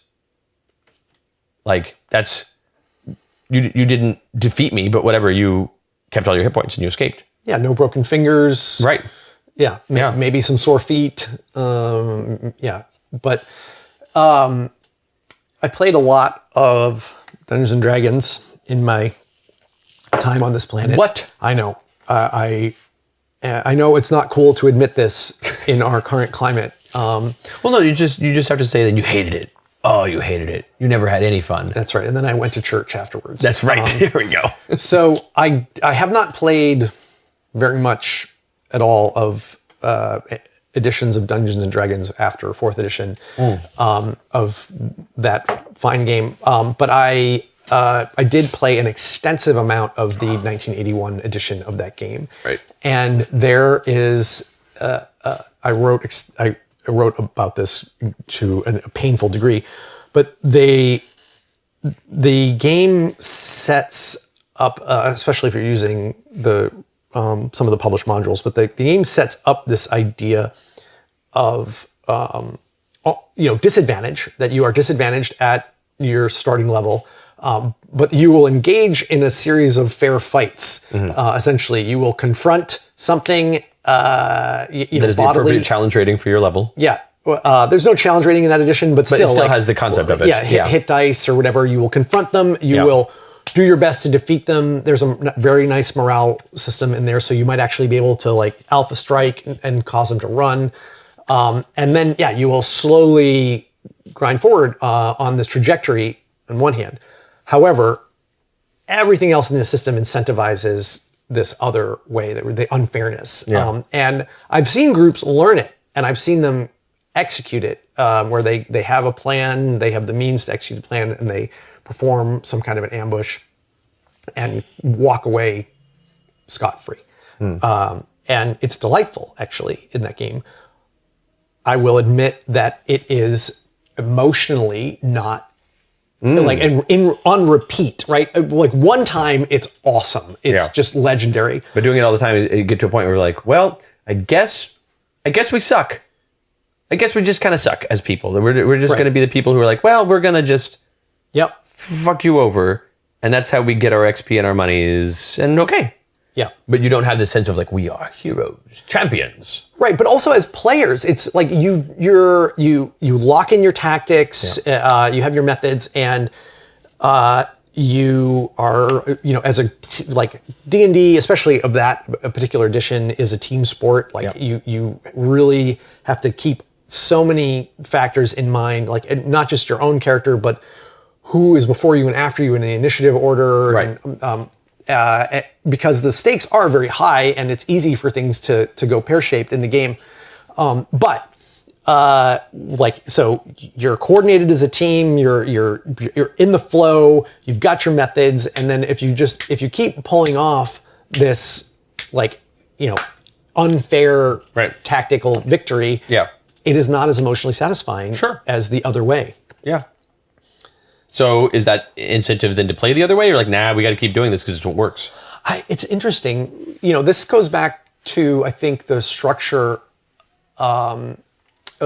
these two other structures that we've referred to here. One, in the way narrative and conflict is described in Western fiction literature, that's, narrative fiction in our tradition is a character who's doing the right thing for the wrong reasons, the wrong thing for the right reasons, whatever, and is suffering a series of setbacks.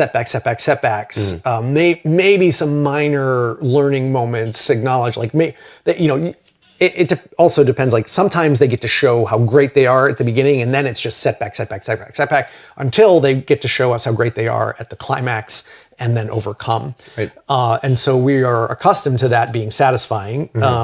and I can't deny that it has its merits.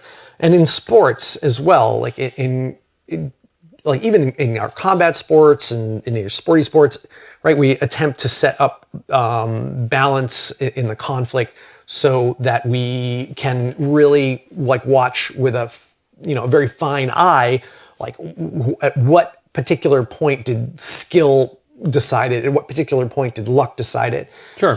And we find that to be very compelling. Yeah. I think like that isn't just a Western tradition. That's like worldwide. We find this to be fascinating. And so when you bring these other factors, other considerations to a role-playing game of like worldness and of personness, in terms of the avatar and their behavior, fairness becomes this weird multiple like Tiamat dragon, because we know that the world is unfair, but the game has to have some nod to fairness, but we want our actions to give us what we want, and the best way to do that would generally be to be unfair to the targets on the other side. Sure. Right. But that gets boring after a while because it's a game. Right. And also there's a lot of feelings of like winning a fair fight has a feeling of like, oh, we did it the best way, or something. It has feelings of value and quality. Right. That's is winning a fair fight better than winning an unfair fight. Winning an unfair fight is cleaner, more reliable, but there's that better quality, that ephemeral, definitionless better. Yeah. So that actually reminds me that it should be said that for all of its range, Burning Wheel is a game about violence. Right. Yeah. And about committing violence or not, or deciding not to commit violence. And so that is only... Unless you've decided to play a Burning Wheel campaign that is just like, I'm doing a political thing, and that's like... Even in a political campaign, violence underwrites all of the actions in Burning Wheel. Okay. And this is not because that is how I see the world, that, behind every politician is a man with a gun. Like, I do not believe that. It's just that the systems in Burning Wheel that I give you to play with are talking and violencing. Yeah. And so, and the game is about fighting for what you believe. Like, Fight for what you believe in. It is just one box around a way to represent fiction and elves and humans and life and conflict. So it should be said. And if it's a game that at its heart is about talking and about violence, then yeah, elves are just going to be, because they're good at talking, they're good at violence. Okay. Sure. If it were a game about like farming and feasting, I could see maybe some other people's that were like, oh, well, look, we got a leg up on the elves. Yeah, maybe. It's interesting in the... Tolkien's a very nice game master. He's very kind. We've talked about this before. Yeah, he's very, very nice. Yeah. But he lets you get those moments. He does. And he really, like, you get a lot of gifts and friends. And I think there's moments where the chips are down and the thing is happening, and he rolls his die and he goes, oh, that's a 4. And you're like, is it really a 4? Hey, JR, is that a 4 or is it a 17? And he's like, no, it's totally a 4. He doesn't murder you. I was like, okay, I feel like you've rolled a lot of 4s. Yeah, Jay. Well, we should talk about that. The now you've overwritten my thought. So I'm sorry. No, it's all right. But I'll talk about that. I did want to bring that up.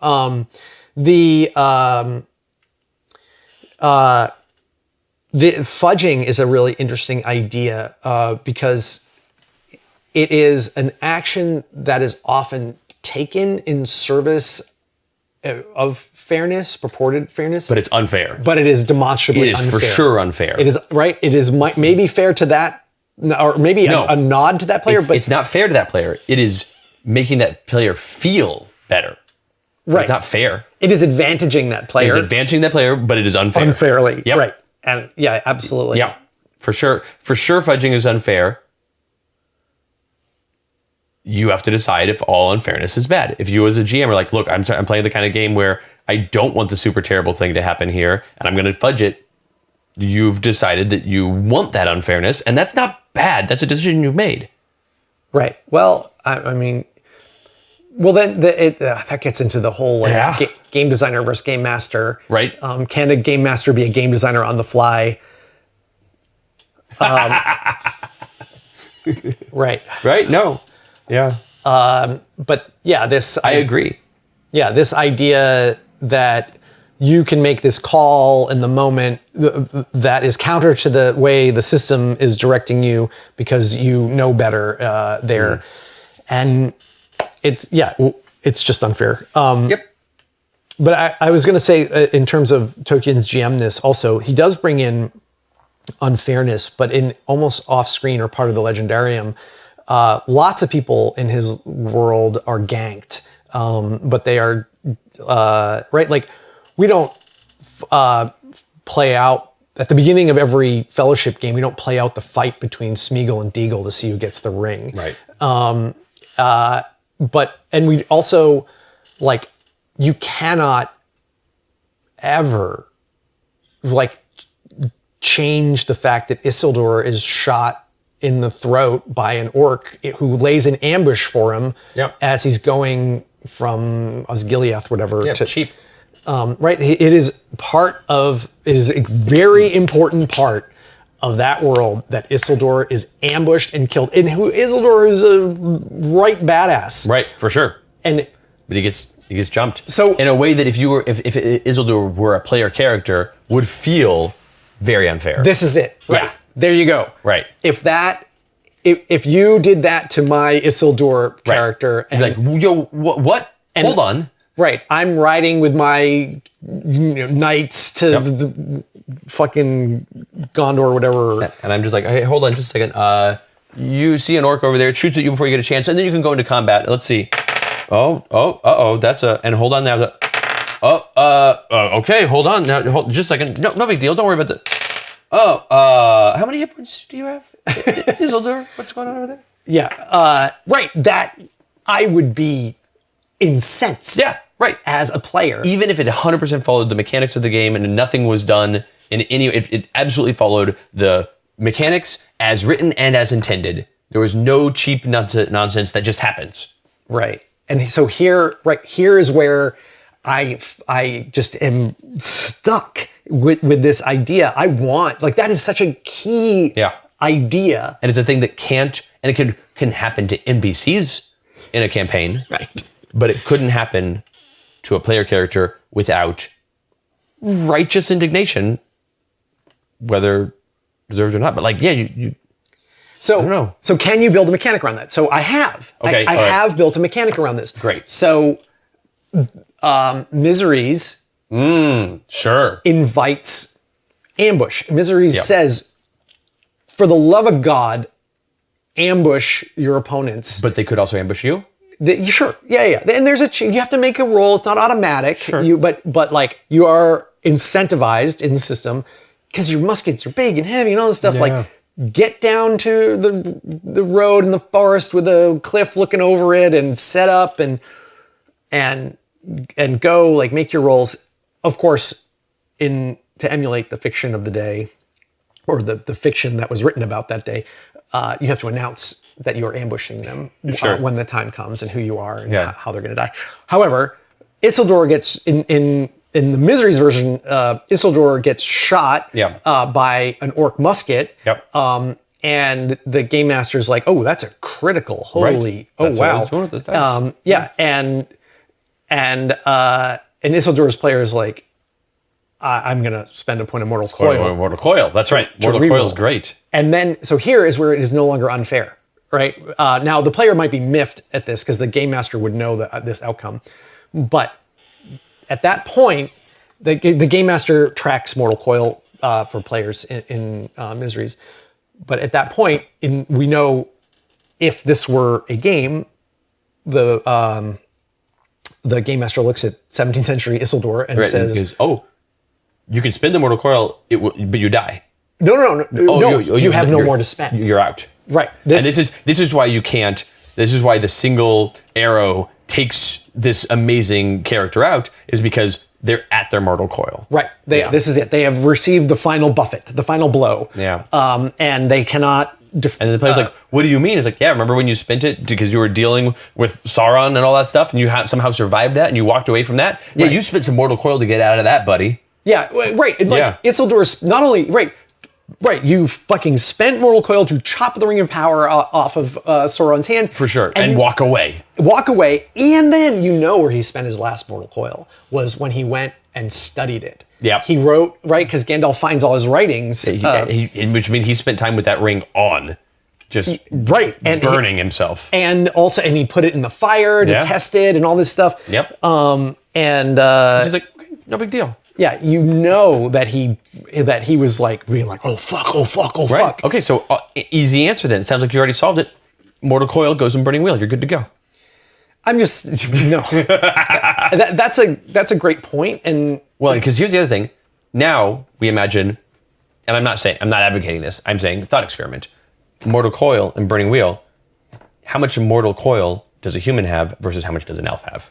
I've thought about this a lot. Elves have this just vast bucket. An unfair amount. Right. Glorfindel's like, oh yeah, I'll spend one of my 6 million mortal coil. Infinite. Whereas the humans are like, well, I've got 20 mortal coil left, and that's because I haven't touched it ever once in my life. Yeah, right. Yeah. So, yeah, it doesn't map perfectly, as a mechanic, but right, it maps. It works very well in that setting where you are now have like mechanical violence being projected at characters, and you want to give them some agency. Like if Isildur had the point to spend, that he could force the orc to reroll with a penalty. Right. And he could keep forcing the orc to reroll. Yeah, you can keep spending it. Yeah. I did that in a Misery's duel with you once, where I was playing a younger swordsman, and you had me dead to rights, and I was like, no. Yes, I like that result. Yeah. And you're like, you spent 4 mortal coil on that. I'm like, yeah, but I won. Right. That's fair in terms of the game, right? Right. You're spending a resource that is finite and that is your life. Yeah. And you know. And you're choosing to do it. Yeah. No one's making you do it. Right. You know you have a stock of it. You don't know how much, but you want to impose your will on the illusory construct of the game world here. And so there you go. You switch that to Burning Wheel, there isn't. Yeah. There's just, you failed a test to spot the orcs. The orc shot you and delivered a mortal wound. The orc, just had all the right advantages lined up, and everything fell into place so that damage was the most it could possibly be. Yeah. And your ridiculous character is slain. Like, my players would flip the table. Yeah. You're like, well, look, it's in the ur text. But it's fascinating how this concept threads its way through role-playing games, and how it is a really uncomfortable fit. Well, and interestingly, like, we're comparing it to the fiction. You couldn't, if Tolkien did this to any member of the Fellowship, it would feel bad. That's the other thing. Whereas you go to the Black Company books, and you do that to any member of that core, and it's like, oh yeah, that's just normal. That happens. Like, sure. Different fiction who treats that in different ways. Right. The truth, the constraints of the world it's different depending on what you want to abstract, what feelings that you're going for, and what you want to present to the players as their options and how their characters are going to live. Like, if the Black Company characters required a session 0 to create you're making a 6 life path mercenary captain Burning Wheel, and then next session they're ganked in the battle, right? You're going to feel that you have been deprived of some agency. Yeah, I think that you can do it in a way where you're like, okay, we're going to play this game, and like, if I were going to try to do this is not the purpose of this, but if I were going to try to make a Black Company Burning Wheel game, I'd be like, here's the deal. The 4 players. There's 4 players in this campaign, and I am GMing it. And these 4 players, I'm like, you're part of this traveling mercenary company. Each of you make 4 characters, And each of those characters, you're all milling around doing things. And every time we sit down to play a session, you're going to pick one of your 4 characters. You're going to play that session. The other 3 are around and doing stuff. When one of your characters just gets offed because it's going to happen, and maybe one of your characters you're not playing gets offed because of the thing that happens. But if one of your characters gets offed, all right, that's that. They're gone. And maybe we can recruit more people over time. We'll have occasional sessions where we're like, oh, we were at a new town and some people join us. All right, everybody gets to make 1 or 2 more characters. Like, you could do this. I'm tempted to do so now. Yes. It can be done, and it does soften the feeling of unfairness. It adds the verisimilitude of the setting of war is hell and whatnot. But if it was 4 sessions of 4 ambushes of 4 wipeouts, right? Feels bad, man. It does feel bad. The players probably wouldn't laud that campaign. They'd be like, "This game sucks." They'd be like, "Wow, this is pretty grim, and I see what you're going for, but I'm not enjoying it." Yeah. And I'm like, "That is fair, right? That's fair, right?"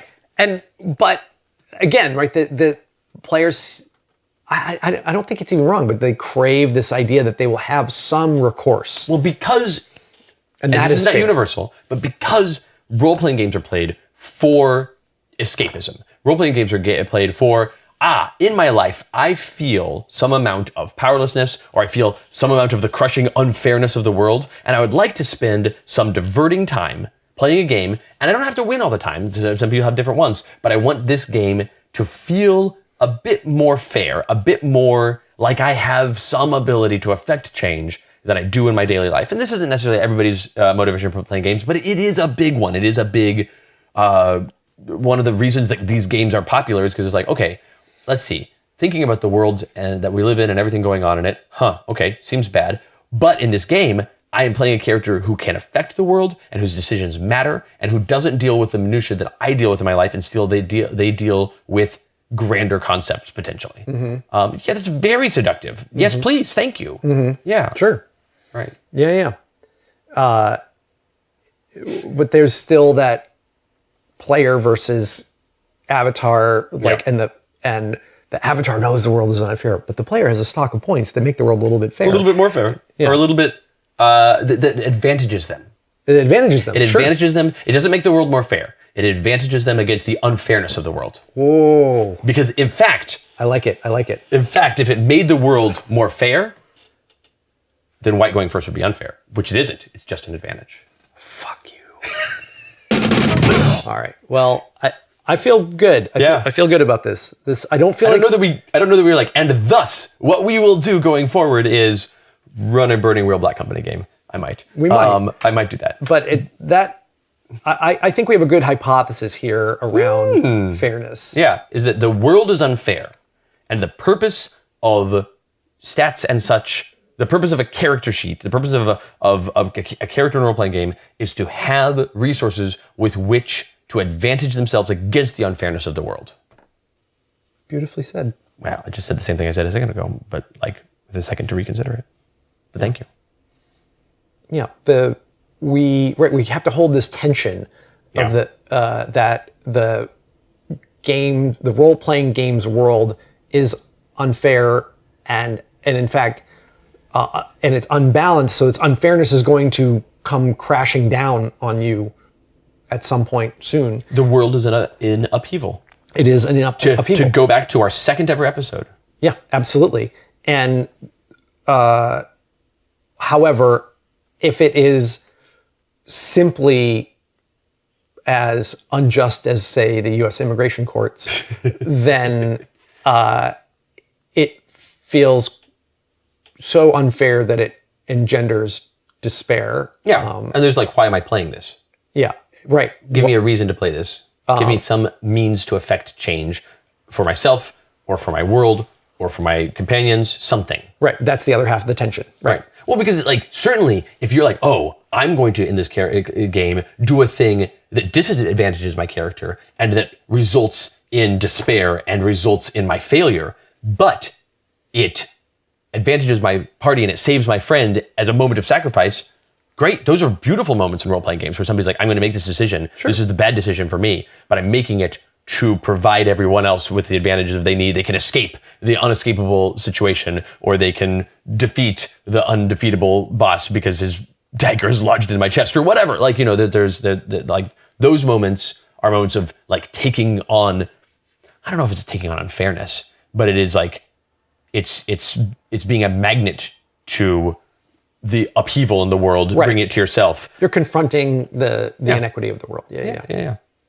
As both as a character making a gesture, a moral act, and as a player who is making, a ludological decision. A ludological sacrifice, if you would. Sure. Yeah.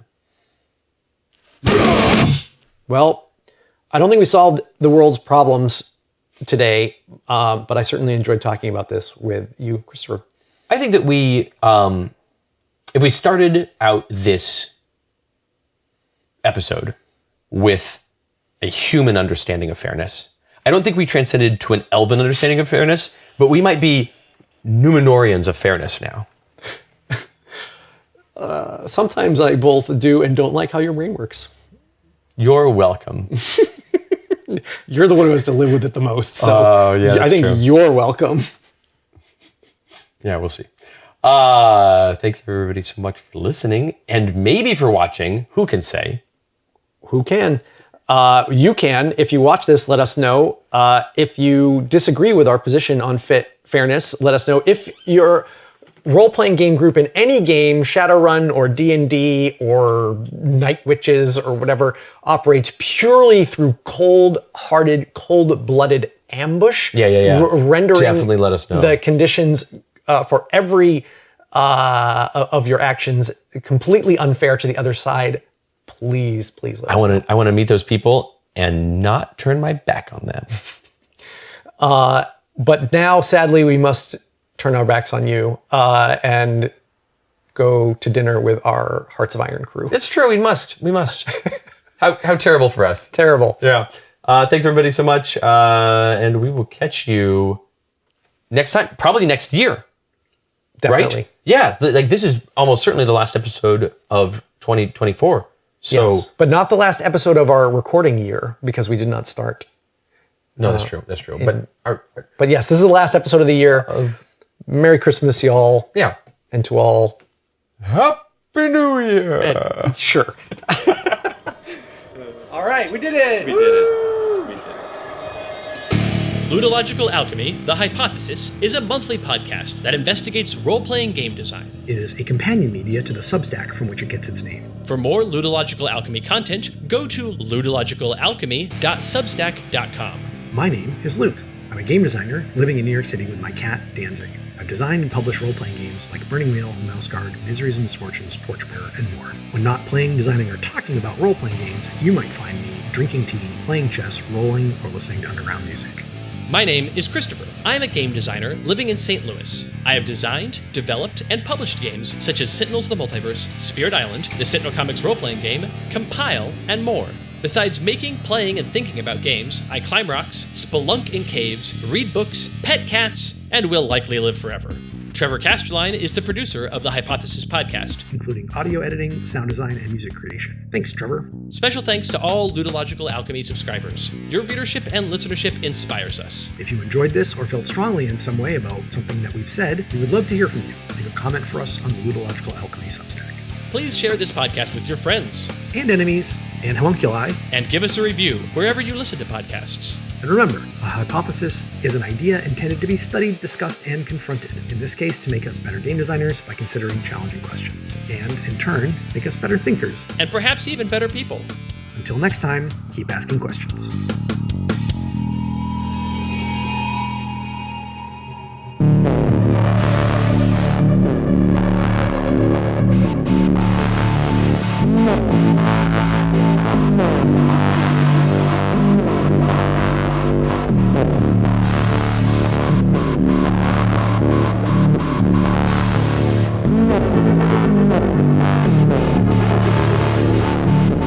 Have you turned off your microphone? I have turned. No, I have not turned it off. All right, I'm going to turn off my microphone. Turning it off.